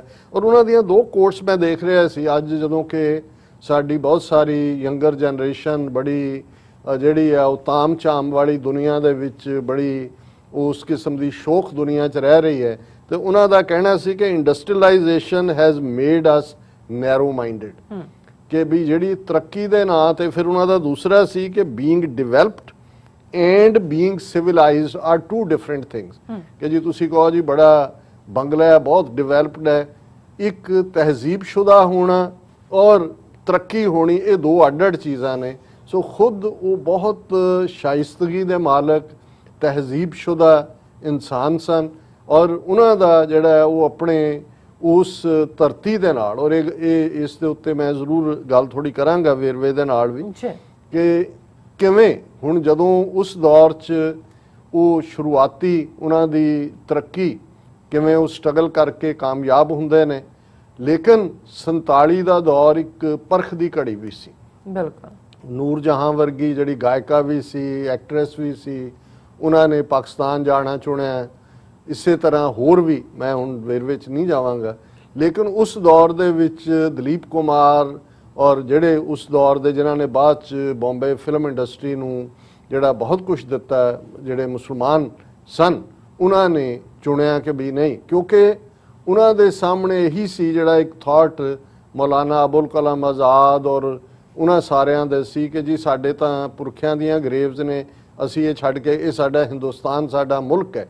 ਔਰ ਇਹ ਜਿਹੜੀ ਗੰਗਾ ਜਮਨੀ ਤਹਿਜ਼ੀਬ ਜਿਹਦੇ 'ਚ ਉਹਨਾਂ ਨੇ ਇੰਤਹਾ ਰੋਲ ਕੀਤੇ, ਹੁਣ ਉਹ ਬਾਈ ਬਿਲੀਫ ਵੀ ਇਹ ਮੰਨਦੇ ਸੀ ਕਿ ਭਾਈ ਸਾਂਝੇ ਕਲਚਰ ਦੇ ਵਿੱਚ ਅਸੀਂ ਸਰਵਾਈਵ ਕਰਾਂਗੇ, ਉਹੀ ਸਾਡਾ ਪ੍ਰਾਈਡ ਰਹੇਗਾ। ਔਰ ਇਹ 2 ਥਾਟ ਜਿਹੜੇ ਪੈਰਲਲ ਰਨ ਕਰ ਰਹੇ ਸੀ। ਇੱਕ ਪਾਸੇ ਕਾਇਦੇ ਆਜ਼ਮ ਜਿਹੜੇ ਸਮਝਦੇ ਸੀ ਕਿ ਭਾਈ ਜਦੋਂ ਅੰਗਰੇਜ਼ ਚਲੇ ਗਏ, ਇਹਨਾਂ ਦੇ ਕੋਲ ਮੈਜੋਰਿਟੀ ਜਿਹਨਾਂ ਦੇ ਹੱਥ 'ਚ ਪਾਵਰ ਆਈ ਤੇ ਅਸੀਂ ਸੈਕੰਡ ਕਲਾਸ ਸਿਟੀਜ਼ਨ ਬਣ ਜਾਾਂਗੇ। ਔਰ ਇਧਰ ਉਹ ਸੀ ਜਿਹੜੇ ਸਮਝਦੇ ਸੀ ਕਿ ਨਹੀਂ, ਮੌਲਾਨਾ ਅਬੁਲ ਕਲਾਮ ਆਜ਼ਾਦ ਔਰ ਉਹ ਥਾਟ ਜਿਨ੍ਹਾਂ ਨੇ ਉੱਥੇ ਰਹਿਣਾ ਪਸੰਦ ਕੀਤਾ। ਔਰ ਮੈਂ ਸਮਝਦਾ ਹਾਂ ਵੀ ਇਹ ਵੀ ਇੱਕ ਅਫਸੋਸ ਦਾ ਵਾਕਿਆ ਹੋਏਗਾ। ਔਰ ਬੇਸ਼ੱਕ ਦਲੀਪ ਕੁਮਾਰ ਬੜੇ ਪੋਲੀਟੀਕਲ ਕਾਮੈਂਟ ਵੇਲੇ ਬਹੁਤ ਡਿਸਕ੍ਰੀਟ ਹੁੰਦੇ ਸੀ, ਬੰਬਈ ਦੇ ਸ਼ੈਰਿਫ ਵੀ ਰਹੇ, ਔਰ ਉਹਨਾਂ ਦੇ ਲਈ ਇਹ ਵੀ ਇੱਕੋ ਇੱਕ ਉਸ ਵਾਕਿਆ ਨੂੰ ਮੈਂ ਦੱਸਣਾ ਚਾਹੁੰਦਾ ਕਿ ਭਾਈ ਜਿੱਥੇ ਜਦੋਂ ਪੋਲੀਟੀਕਲੀ ਉਹਨਾਂ ਨੂੰ ਫਸਾਉਣ ਦੀ ਕੋਸ਼ਿਸ਼ ਕੀਤੀ 1998 ਦੇ ਵਿੱਚ ਉਹ ਪਾਕਿਸਤਾਨ ਗਏ, ਜ਼ਾਹਰ ਹੈ ਲਾਹੌਰ ਦੇ ਵਿੱਚ ਸ਼ੌਕਤ ਖਾਨ ਮੈਮੋਰੀਅਲ ਕੈਂਸਰ ਹਸਪੀਟਲ ਦੀ ਫੰਡ ਰੇਜ਼ਿੰਗ ਵੀ ਸੀ ਔਰ ਉਹਨਾਂ ਦੀ ਚਾਹਨਾ ਆਪਣੇ ਵਤਨ, ਆਪਣੇ ਉਸ ਥਾਂ ਦੇ ਉੱਤੇ ਪੇਸ਼ਾਵਰ ਦੀ ਧਰਤੀ ਤੇ ਜਾਣ ਦੀ, ਔਰ ਉੱਥੇ ਵੀ ਉਹ ਗਏ। ਔਰ ਉਦੋਂ ਹੀ ਉਹਨਾਂ ਨੂੰ ਜਿਹੜਾ ਪਾਕਿਸਤਾਨ ਦਾ ਸਭ ਤੋਂ ਹਾਈਐਸਟ ਸਿਵਲ ਅਵਾਰਡ ਹੈ ਨਿਸ਼ਾਨੇ ਇਮਤਿਆਜ਼, ਉਹ ਦਿੱਤਾ ਗਿਆ। 98 'ਚ ਉਹ ਵਾਪਸ ਆਇਆ ਔਰ ਬੜਾ ਉਹਨਾਂ ਦੀ ਸਾਰਾ ਜਿਵੇਂ ਪਾਕਿਸਤਾਨ ਪੱਬਾਂ ਭਾਰ ਹੁੰਦਾ ਹੈ, ਇਸ ਕਿਸਮ ਦੀ ਉਹਨਾਂ ਨੂੰ ਸਾਇਰਾ ਬਾਨੋ ਉਹਨਾਂ ਦੀ ਘਰਵਾਲੀ। ਔਰ ਮੈਂ ਸਮਝਦਾ ਵੀ ਇੱਕ ਗੱਲ ਮੈਂ ਜ਼ਰੂਰ ਕਹਿਣੀ ਚਾਹਾਂਗਾ ਕਿ ਅਸੀਂ ਬਹੁਤ ਵਾਰ ਫਿਲਮੀ ਦੁਨੀਆ ਦੀ ਚਮਕ ਦਮਕ ਦੇ ਵਿੱਚ ਕਿਵੇਂ ਲੋਕ ਇੱਕ ਦੂਸਰੇ ਨੂੰ ਪਛਾਣਦੇ ਨਹੀਂ, ਵਿਆਹ ਟੁੱਟਦੇ ਨੇ, ਕੀ ਹੁੰਦਾ ਹੈ। ਸਾਇਰਾ ਬਾਨੋ ਨੇ ਜਿਵੇਂ ਦਲੀਪ ਕੁਮਾਰ ਦੀ ਅਖੀਰਲੇ 10-15 ਸਾਲ ਜਦੋਂ ਉਹ ਅਲਜ਼ਾਈਮਰ ਦਾ ਸ਼ਿਕਾਰ ਸਨ, ਉਹਨਾਂ ਦੀ ਆਲਮੋਸਟ ਮੈਮਰੀ ਵੀ ਨਹੀਂ, ਜਿਵੇਂ ਸੇਵਾ ਕੀਤੀ, ਦੈਟ ਇਜ਼ ਰਿਮਾਰਕੇਬਲ। ਤੁਸੀਂ ਆਈਡੀਅਲ ਦੇਖਦੇ ਹੋ ਕਿ ਕਿਸ ਲੈਵਲ ਤੇ ਜਾ ਕੇ ਉਹਨਾਂ ਨੇ ਉਹਨਾਂ ਦੀ ਖਿਦਮਤ ਕੀਤੀ। ਉਹ ਵੀ ਨਾਲ ਸੀ ਸਾਇਰਾ ਬਾਨੋ। ਹੁਣ 98 ਚੋਂ ਆਏ, 1999 ਦੇ ਵਿੱਚ ਜਿਹੜਾ ਹੈ ਉਹ ਕਾਰਗਿਲ ਹੋ ਗਿਆ, ਔਰ ਕਾਰਗਿਲ 'ਚ ਜ਼ਾਹਰ ਹੈ ਕਿ ਭਾਈ ਇੰਟਰੂਜਨ ਸੀ ਔਰ ਦੂਸਰਾ ਸੀ। ਔਰ ਉਸ ਵੇਲੇ ਉਹਨਾਂ ਦੇ ਦਲੀਪ ਕੁਮਾਰ ਦੇ ਘਰ ਦੇ ਬਾਹਰ ਸ਼ਿਵ ਸੈਨਾ, ਹਿੰਦੂਤਵੀ, ਇਹ ਸਾਰਿਆਂ ਦੇ ਵੱਡੇ ਵੱਡੇ ਪ੍ਰੋਟੈਸਟ ਹੋਏ ਕਿ ਜੀ ਇਹ ਗਦਾਰ, ਟ੍ਰੇਟਰ, ਇਹ ਨਿਸ਼ਾਨੇ ਇਮਤਿਆਜ਼ ਵਾਪਸ ਕਰੋ। ਇਹ ਪਾਕਿਸਤਾਨੀ ਜੋ ਕਰਦੇ ਨੇ, ਜਦੋਂ ਵੀ ਜਿਵੇਂ ਅੱਜ ਜੋ ਨੈਗੇਟਿਵਿਟੀ ਕਰਦੇ ਨੇ, ਉੱਥੇ ਉਹਨਾਂ ਨੇ ਵੰਗਾਰ ਕੇ ਕਿਹਾ ਕਿ ਭਾਈ ਇਹ ਉਹਨਾਂ ਦੀ ਮੁਹੱਬਤ ਹੈ ਲੋਕਾਂ ਦੀ, ਔਰ ਮੈਂ ਜਿਹੜਾ ਇਸ ਨੂੰ ਵਾਪਸ ਨਹੀਂ ਕਰਾਂਗਾ। ਪਰ ਉਹਨਾਂ ਨੇ ਦੇਖਿਆ ਕਿ ਵੀ ਇਹ ਸ਼ਾਇਦ ਪੋਲੀਟੀਕਲੀ ਵਾਈਜ਼ ਨਾ ਹੋਏ। ਉਹਨਾਂ ਨੇ ਨਾਲ ਦੀ ਨਾਲ ਅਗਲੇ ਜਿਹੜੀ ਹੈ ਸ਼ੂਟ ਕੀਤਾ ਵਾਜਪਾਈ ਨੂੰ, ਅਟਲ ਬਿਹਾਰੀ ਵਾਜਪਾਈ ਨੂੰ, ਔਰ ਪਬਲਿਕਲੀ ਉਹਨਾਂ ਨੇ ਕਿਹਾ ਕਿ ਜੇ ਪ੍ਰਧਾਨ ਮੰਤਰੀ ਅਟਲ ਬਿਹਾਰੀ ਵਾਜਪਾਈ ਕਹੇਗਾ ਵੀ ਵਾਪਸ ਕਰ ਦਿਓ, ਮੈਂ ਵਾਪਸ ਕਰ ਦਿਆਂਗਾ। ਚਲੋ ਵਾਜਪਾਈ ਘੱਟੋ ਘੱਟ ਇੰਨਾ ਚਿੱਪੜ ਨਹੀਂ ਸੀ ਜਿਵੇਂ ਦੇ ਇਹ ਹੁਣ ਮੋਦੀ ਅਮਿਤ ਸ਼ਾਹ ਨੇ, ਉਹਨੇ ਕਿਹਾ ਨਹੀਂ। ਸੋ ਦਲੀਪ ਕੁਮਾਰ ਉਹਨਾਂ ਨੇ ਆਪਣਾ ਸਟੈਂਡ ਰੱਖਿਆ, ਲੇਕਿਨ ਵਾਜਪਾਈ ਨੇ ਪੋਲੀਟੀਕਲੀ ਕਿਤੇ ਨਾ ਕਿਤੇ ਉਹਨਾਂ ਨੂੰ ਲੱਗਿਆ ਕਿ ਵੀ ਇਹ ਪਰਖ ਵੀ ਲਓ, ਬਾਕੀਆਂ ਨੂੰ ਵੀ ਦੱਸਣਾ ਸੀ, ਔਰ ਉਹਨਾਂ ਨੂੰ ਆਪਣੇ ਕੋਲ ਬਿਠਾਇਆ ਔਰ ਆਪਣੇ ਸੈਕਟਰੀ ਨੂੰ ਕਿਹਾ ਕਿ ਨਵਾਜ਼ ਸ਼ਰੀਫ ਜਿਹੜਾ ਪ੍ਰਾਈਮ ਮਿਨਿਸਟਰ ਸੀ ਕਿ ਫੋਨ ਮਿਲਾ ਨਵਾਜ਼ ਸ਼ਰੀਫ ਦੇ ਨਾਲ। ਉਹਨੇ ਵਾਜਪਾਈ ਨੇ ਕਿਹਾ ਵੀ ਇਹ ਕੀ ਕਰ ਰਹੇ ਹੋ ਤੁਸੀਂ, ਔਰ ਇਹ ਠੀਕ ਨਹੀਂ ਹੈ। ਉਹਨੇ ਕਿਹਾ ਜੀ ਲਓ ਮੈਂ ਤੁਹਾਨੂੰ ਫੋਨ ਦਿੰਦਾ, ਇੱਕ ਖਾਸ ਸ਼ਖਸ ਨਾਲ ਗੱਲ ਕਰੋ, ਤੇ ਦਲੀਪ ਕੁਮਾਰ ਨੂੰ ਫੋਨ ਫੜਾ ਦਿੱਤਾ। ਹੁਣ ਦਲੀਪ ਕੁਮਾਰ ਉਹਨਾਂ ਨੂੰ ਕਹਿ ਰਿਹਾ ਹੈ ਕਿ ਭਾਈ ਤੁਸੀਂ ਇਹ ਕੀ ਕਰ ਰਹੇ ਹੋ, ਤੁਹਾਨੂੰ ਇਹ ਕਿਉਂ ਨਹੀਂ ਸਮਝ ਆਉਂਦੀ ਕਿ ਵੀ ਇਹਦੇ ਨਾਲ ਜਿਹੜੇ ਭਾਰਤ ਦੇ ਵਿੱਚ ਮੁਸਲਮਾਨ ਨੇ ਉਹਨਾਂ ਦੇ ਨਾਲ ਕਿਹੋ ਜਿਹਾ ਸਲੂਕ ਹੁੰਦਾ ਹੈ ਜਾਂ ਕੀ। ਸੋ ਮਤਲਬ ਇਹ ਨਹੀਂ ਹੈ ਵੀ ਉਹਨੇ ਇਹ ਨਹੀਂ ਕਿਹਾ ਕਿ ਵੀ ਇਹ ਵਾਪਸ ਕਰ ਦਿਓ, ਲੇਕਿਨ ਪੋਲੀਟੀਕਲੀ ਯੂਜ਼ ਵੀ ਕੀਤਾ ਔਰ ਉਹਨਾਂ ਨੇ ਵੀ, ਕਿਉਂਕਿ ਦੇਖੋ ਇਹਦੇ 'ਚ ਕੋਈ ਦੋ ਰਾਵਾਂ ਨਹੀਂ ਨੇ ਕਿ ਇਹ ਵਤਨ ਪ੍ਰਸਤ ਲੋਕ ਸੀ, ਪਰ ਇਹਨਾਂ ਸਾਰਿਆਂ ਦੇ ਖਾਬ ਜ਼ਰੂਰ ਟੁੱਟੇ। ਹੁਣ ਉਹਨਾਂ ਨੇ, ਦਲੀਪ ਕੁਮਾਰ ਨੇ ਤਾਂ ਅਖੀਰਲੇ ਦੌਰ ਦੇਖ ਲਿਆ ਸੀ, ਵਾਜਪਾਈ ਤੱਕ ਠੀਕ ਹੈ। ਹਾਲਾਂ ਜਦੋਂ ਤੱਕ ਮੋਦੀ ਦਾ ਬਿਲਕੁਲ ਡਾਰਕ ਦੌਰ ਸ਼ੁਰੂ ਹੋਇਆ, ਉਦੋਂ ਦਲੀਪ ਕੁਮਾਰ ਭਾਵੇਂ ਹਯਾਤੀ ਸਨ, ਉਹਨਾਂ ਨੂੰ ਪਤਾ ਨਹੀਂ ਸੀ ਅਰਾਊਂਡ ਕੀ ਹੋ ਰਿਹਾ। ਲੇਕਿਨ ਇਸ ਸਾਰੇ ਨੇ ਇਹ ਜ਼ਰੂਰ ਸਾਬਤ ਕਰ ਦਿੱਤਾ ਹੈ ਕਿ ਇਹ ਜਿਹੜਾ ਥਾਟ ਸੀ, ਜਿਹੜੇ ਸੱਚਮੁੱਚ ਮੰਨਦੇ ਸੀ ਕਿ ਭਾਰਤ ਦੇ ਵਿੱਚ ਅਸੀਂ ਬਰਾਬਰ ਦੇ ਸ਼ਹਿਰੀ ਬਣ ਕੇ ਇੱਜ਼ਤ ਆਨਰ ਨਾਲ ਰਹਿ ਸਕਾਂਗੇ, ਉਹ ਡ੍ਰੀਮ ਸਭ ਦੇ ਚਕਨਾਚੂਰ ਹੋਏ। ਕਿਵੇਂ ਇਸ ਤਹਿਜ਼ੀਬ, ਔਰ ਈਵਨ ਜਿਉਂਦੇ ਜੀ ਤਾਂ ਮੈਂ ਦੱਸਿਆ ਕਿ ਕਿਸ ਕਿਸਮ ਦੇ ਚੈਲੰਜਸ ਦਾ ਉਹਨਾਂ ਨੂੰ ਵੀ ਸਾਹਮਣਾ ਕਰਨਾ ਪਿਆ। ਲੇਕਿਨ ਈਵਨ ਇਸ ਦੁਨੀਆ 'ਚੋਂ ਜਾਣ ਤੋਂ ਬਾਅਦ ਵੀ ਅੱਜ ਜਦੋਂ ਹਰਿਆਣੇ ਦਾ ਬੀਜੇਪੀ ਆਈਟੀ ਸੈੱਲ ਦਾ ਔਰ ਸੋਸ਼ਲ ਮੀਡੀਆ ਦਾ ਹੈਡ ਅਰੁਣ ਯਾਦਵ ਜਿਹੜਾ ਹੈ ਉਹ ਟਵੀਟ ਕਰ ਰਿਹਾ ਹੈ, ਤੇ ਉਹ ਕਹਿ ਰਿਹਾ ਹੈ कि फिल्मी जगत में हिंदू नाम रखकर पैसा कमाने वाले मोहम्मद यूसुफ खान दिलीप कुमार का निधन भारतीय फिल्मी जगत के लिए अपूरणीय क्षति है। हुण ये भी मतलब ये हुंदा है कि तुसी हेटेड देखो, कह रहे जी कि ये हिंदू ना रख के जिन्हें पैसा कमाया वो दुनिया तो बाकी कंडोलेंसिस फलाना, मतलब ये दसण दे लई कि भाई ये जिहड़ा जे इत्थे रहना है तो फिर इवें ही करना पेगा, तो नाल दी नाल उन्हां दे उत्ते तंज भी कीती। तो असी समझते हैं कि बेशक ना ही फिल्मी दुनिया मेरा इंटरेस्ट है, पर अगेन ह्यूमन इंटरेस्ट स्टोरी भी, और ज़ाहिर है कि ਜਿਹੜੇ ਸਿੱਖਾਂ ਨਾਲ ਮੁਹੱਬਤ ਕਰਨ ਵਾਲੇ ਨੇ ਉਹ ਸਾਡੇ ਵੀ ਪਿਆਰੇ ਨੇ, ਔਰ ਉਹਨਾਂ ਨੇ ਆਪਣੀ ਹਯਾਤੀ ਵੀ ਔਰ ਜਾਣ ਤੋਂ ਬਾਅਦ ਵੀ ਉਹਨਾਂ ਨੂੰ ਜਿਸ ਕਿਸਮ ਦੀ ਵਡਿਆਈ ਮਿਲੀ ਹੈ, ਔਰ ਕਾਸ਼ 47 ਦੇ ਦੌਰ 'ਚ ਇਸ ਲੈਵਲ ਦੇ ਲੋਕ ਸਮਝ ਸਕਦੇ ਕਿ ਭਾਈ ਖੇਡ ਕੀ ਹੈ। ਉਹਨਾਂ ਨੇ ਬਿਲੀਵ ਕੀਤਾ ਹੈ ਕਿ ਭਾਈ ਨਹੀਂ ਸਾਂਝਾ ਭਾਰਤ ਔਰ ਇਹ ਸਾਰਾ, ਲੇਕਿਨ ਹੁਣ ਜਿਹੜਾ ਹੈ ਉਹ ਡ੍ਰੀਮ ਹਰ ਇੱਕ ਦਾ ਜਿਹੜਾ ਉਹ ਚੂਰੋ ਚੂਰ ਹੈ। ਔਰ ਉਹ ਕੋਈ ਵੀ ਨਸੀਰੁਦੀਨ ਸ਼ਾਹ ਵਰਗੇ ਜਿਹੜੇ ਆਪਣੇ ਆਪ ਨੂੰ ਨਾਸਤਕ ਡਿਕਲੇਅਰ ਕਰਦੇ ਨੇ ਔਰ ਜ਼ਬਰਦਸਤ ਉਹਦਾ ਕਿਰਦਾਰ ਹੁੰਦਾ ਹੈ, ਉਹਨਾਂ ਦੇ ਪਿੱਛੇ ਕਿਵੇਂ ਪਏ। ਔਰ ਹੁਣ ਤੱਕ ਵੀ, ਕਿਉਂਕਿ ਜਦੋਂ ਹੀ ਉਹ ਹਿੰਦੂਤਵਾਦੀ ਪੋਲੀਟਿਕਸ ਨੂੰ ਜਿਹੜਾ ਉਹ ਕੰਡੈਮ ਕਰਦੇ ਨੇ, ਇਹਨਾਂ ਦੀ ਜਿਹੜੀ ਵੀ ਨੈਗੇਟਿਵਿਟੀ ਹੈ ਉਹ ਬਿਲਕੁਲ ਉਹ ਕਹਿਣ ਨੂੰ ਮੁਸਲਮਾਨ ਨਾ ਹੋਣ, ਆਪਣੇ ਆਪ ਨੂੰ ਕਹਿਣ ਜੇ ਅਸੀਂ ਨਾਸਤਕ ਹੋ ਗਏ ਹਾਂ, ਪਰ ਹਿੰਦੂ ਤਵੀਆਂ ਦਾ ਕੀ ਐਟੀਟਿਊਡ ਹੈ ਉਹ ਤੁਸੀਂ ਹਰਿਆਣਾ ਆਈਟੀ ਸੈੱਲ ਬੀਜੇਪੀ ਦੇ ਚੀਫ ਦੇ ਜਿਹੜੀ ਹੈ ਉਸ ਟਵੀਟ ਤੋਂ ਅੰਦਾਜ਼ਾ ਲਾ ਸਕਦੇ ਜੀ ਡਾਕਟਰ ਸਾਹਿਬ ਤੁਹਾਡਾ ਬਹੁਤ ਬਹੁਤ ਸ਼ੁਕਰੀਆ ਤੁਸੀਂ ਆਪਣੇ ਵਿਚਾਰ ਸਾਡੇ ਦਰਸ਼ਕਾਂ ਨਾਲ ਸਾਂਝੇ ਕੀਤੇ ਨੇ। ਸੋ ਇੱਥੇ ਲੈਣੇ ਬ੍ਰੇਕ। ਵਿਊਅਰਸ ਬ੍ਰੇਕ ਤੇ ਜਾਣ ਤੋਂ ਪਹਿਲਾਂ ਅਸੀਂ ਤੁਹਾਨੂੰ ਅਪੀਲ ਤੇ ਬੇਨਤੀ ਕਰ ਰਹੀ ਵਿਊਅਰਸ ਜਿਸ ਤਰ੍ਹਾਂ ਕਿ ਤੁਸੀਂ ਜਾਣਦੇ ਹੋ ਕਿ ਟੀਵੀ 84 ਇੱਕ ਪੰਥਕ ਚੈਨਲ ਹੈ। ਟੀਵੀ 84 ਦੀ ਚੜ੍ਹਦੀ ਕਲਾ ਲਈ ਵੱਧ ਤੋਂ ਵੱਧ ਡੋਨੇਟ ਕਰੋ। ਡੋਨੇਟ ਕਰਨ ਲਈ ਸਾਡੀ ਵੈਬਸਾਈਟ tv84.tv ਤੇ ਜਾ ਕੇ ਪੇਪਲ ਦੀ ਵਰਤੋਂ ਕਰਕੇ ਵਨ ਟਾਈਮ ਡੋਨੇਟ ਕਰ ਸਕਦੇ ਹੋ, ਮੰਥਲੀ ਡੋਨੇਟ ਵੀ ਕਰ ਸਕਦੇ ਹੋ।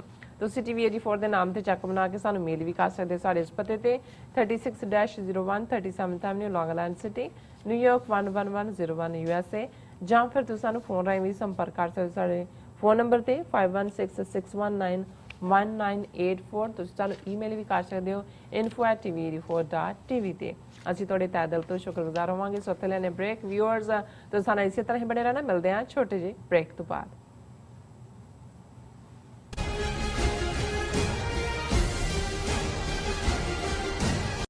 ਵਾਹਿਗੁਰੂ ਜੀ ਕਾ ਖਾਲਸਾ ਵਾਹਿਗੁਰੂ ਜੀ ਕੀ ਫਤਿਹ। ਬਾਬਾ ਬੰਦਾ ਸਿੰਘ ਬਹਾਦਰ ਇੰਟਰਨੈਟ ਸਿੱਖ ਸੋਸਾਇਟੀ ਨਿਊਯਾਰਕ ਅਤੇ ਗੁਰਦੁਆਰਾ ਸੰਤ ਸਾਗਰ ਵੱਲੋਂ ਗੁਰਦੁਆਰਾ ਸੰਤ ਸਾਗਰ ਵਿਖੇ 11 ਜੁਲਾਈ ਦਿਨ ਐਤਵਾਰ ਨੂੰ ਬਾਬਾ ਬੰਦਾ ਸਿੰਘ ਬਹਾਦਰ ਜੀ ਦਾ ਸ਼ਹੀਦੀ ਦਿਹਾੜਾ ਮਨਾਇਆ ਜਾ ਰਿਹਾ ਹੈ, ਜਿਸ ਵਿੱਚ ਪੰਥ ਦੇ ਰਾਗੀ ਢਾਡੀ ਕਥਾਵਾਚਕ ਪਹੁੰਚ ਰਹੇ ਹਨ।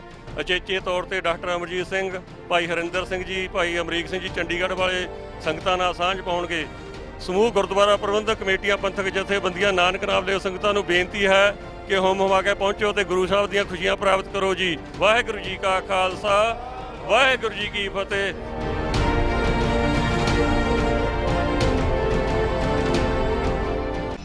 ਕਦੋਂ ਤੱਕ ਕਦੋਂ ਤੱਕ ਅਸੀਂ ਭਾਰਤ ਅਤੇ ਦੁਨੀਆ ਭਰ ਦੇ ਵਿੱਚ ਵਸਦੇ ਸਿੱਖਾਂ ਦੇ ਮਸਲਿਆਂ ਤੇ ਭਾਰਤੀ ਚੈਨਲਾਂ ਦਾ ਝੂਠਾ ਪ੍ਰੋਪੇਗੈਂਡਾ ਬਰਦਾਸ਼ਤ ਕਰਦੇ ਰਹਾਂਗੇ।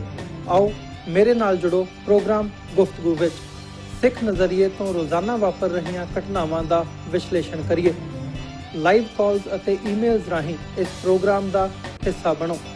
ਮੰਡੇ ਟੂ ਫਰਾਈਡੇ ਰਾਤ 9:30 ਵਜੇ ਸਿਰਫ ਟੀਵੀ 84 ਤੇ।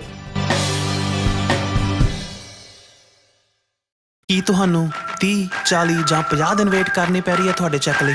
ਫਿਰ ਬ੍ਰੋਕਰਾਂ ਪਿੱਛੇ ਭੱਜਦੇ ਫਿਰਦੇ ਹੋ ਪੈਸੇ ਲਈ। ਬਹੁਤ ਜ਼ਿਆਦਾ ਟਾਈਮ ਵੇਸਟ ਹੋ ਜਾਂਦਾ ਇੱਦਾਂ ਤਾਂ। ਜੇ ਤੁਸੀਂ ਅੱਜ ਹੀ ਪੈਸੇ ਲੈਣੇ ਤਾਂ ਬੌਬਟੇਲ ਨੂੰ ਕਾਲ ਕਰੋ। ਬੌਬਟੇਲ ਤੁਹਾਡੀਆਂ ਇਨਵੌਇਸਿਸ ਸੇਮ ਡੇ ਫੰਡ ਕਰ ਸਕਦੇ ਹਨ for a small fee, no contract, no reserve and no hidden fees। ਅੱਜ ਹੀ ਕਾਲ ਕਰੋ ਬੌਬਟੇਲ ਨੂੰ ਤੇ ਤੁਹਾਡਾ ਪਹਿਲਾ ਮਹੀਨਾ ਫ੍ਰੀ। 410 204 2084। ਅਗੇਨ 410 204 2084।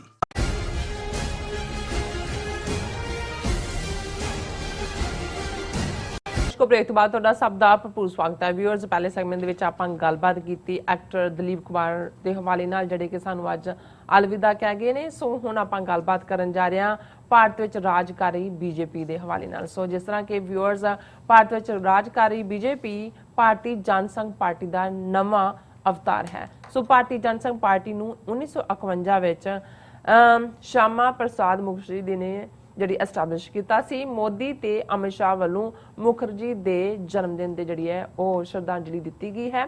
ਸੋ ਅਮਿਤ ਸ਼ਾਹ ਨੇ ਤਾਂ ਇਹ ਵੀ ਦਾਅਵਾ ਕੀਤਾ ਹੈ ਕਿ ਭਾਰਤੀ ਕਬਜ਼ੇ ਵਾਲਾ ਪੰਜਾਬ ਮੁਖਰਜੀ ਨੇ ਹੀ ਪਾਕਿਸਤਾਨ ਤੋਂ ਖੋ ਕੇ ਭਾਰਤ ਵਿੱਚ ਸ਼ਾਮਲ ਕਰਵਾਇਆ ਸੀ।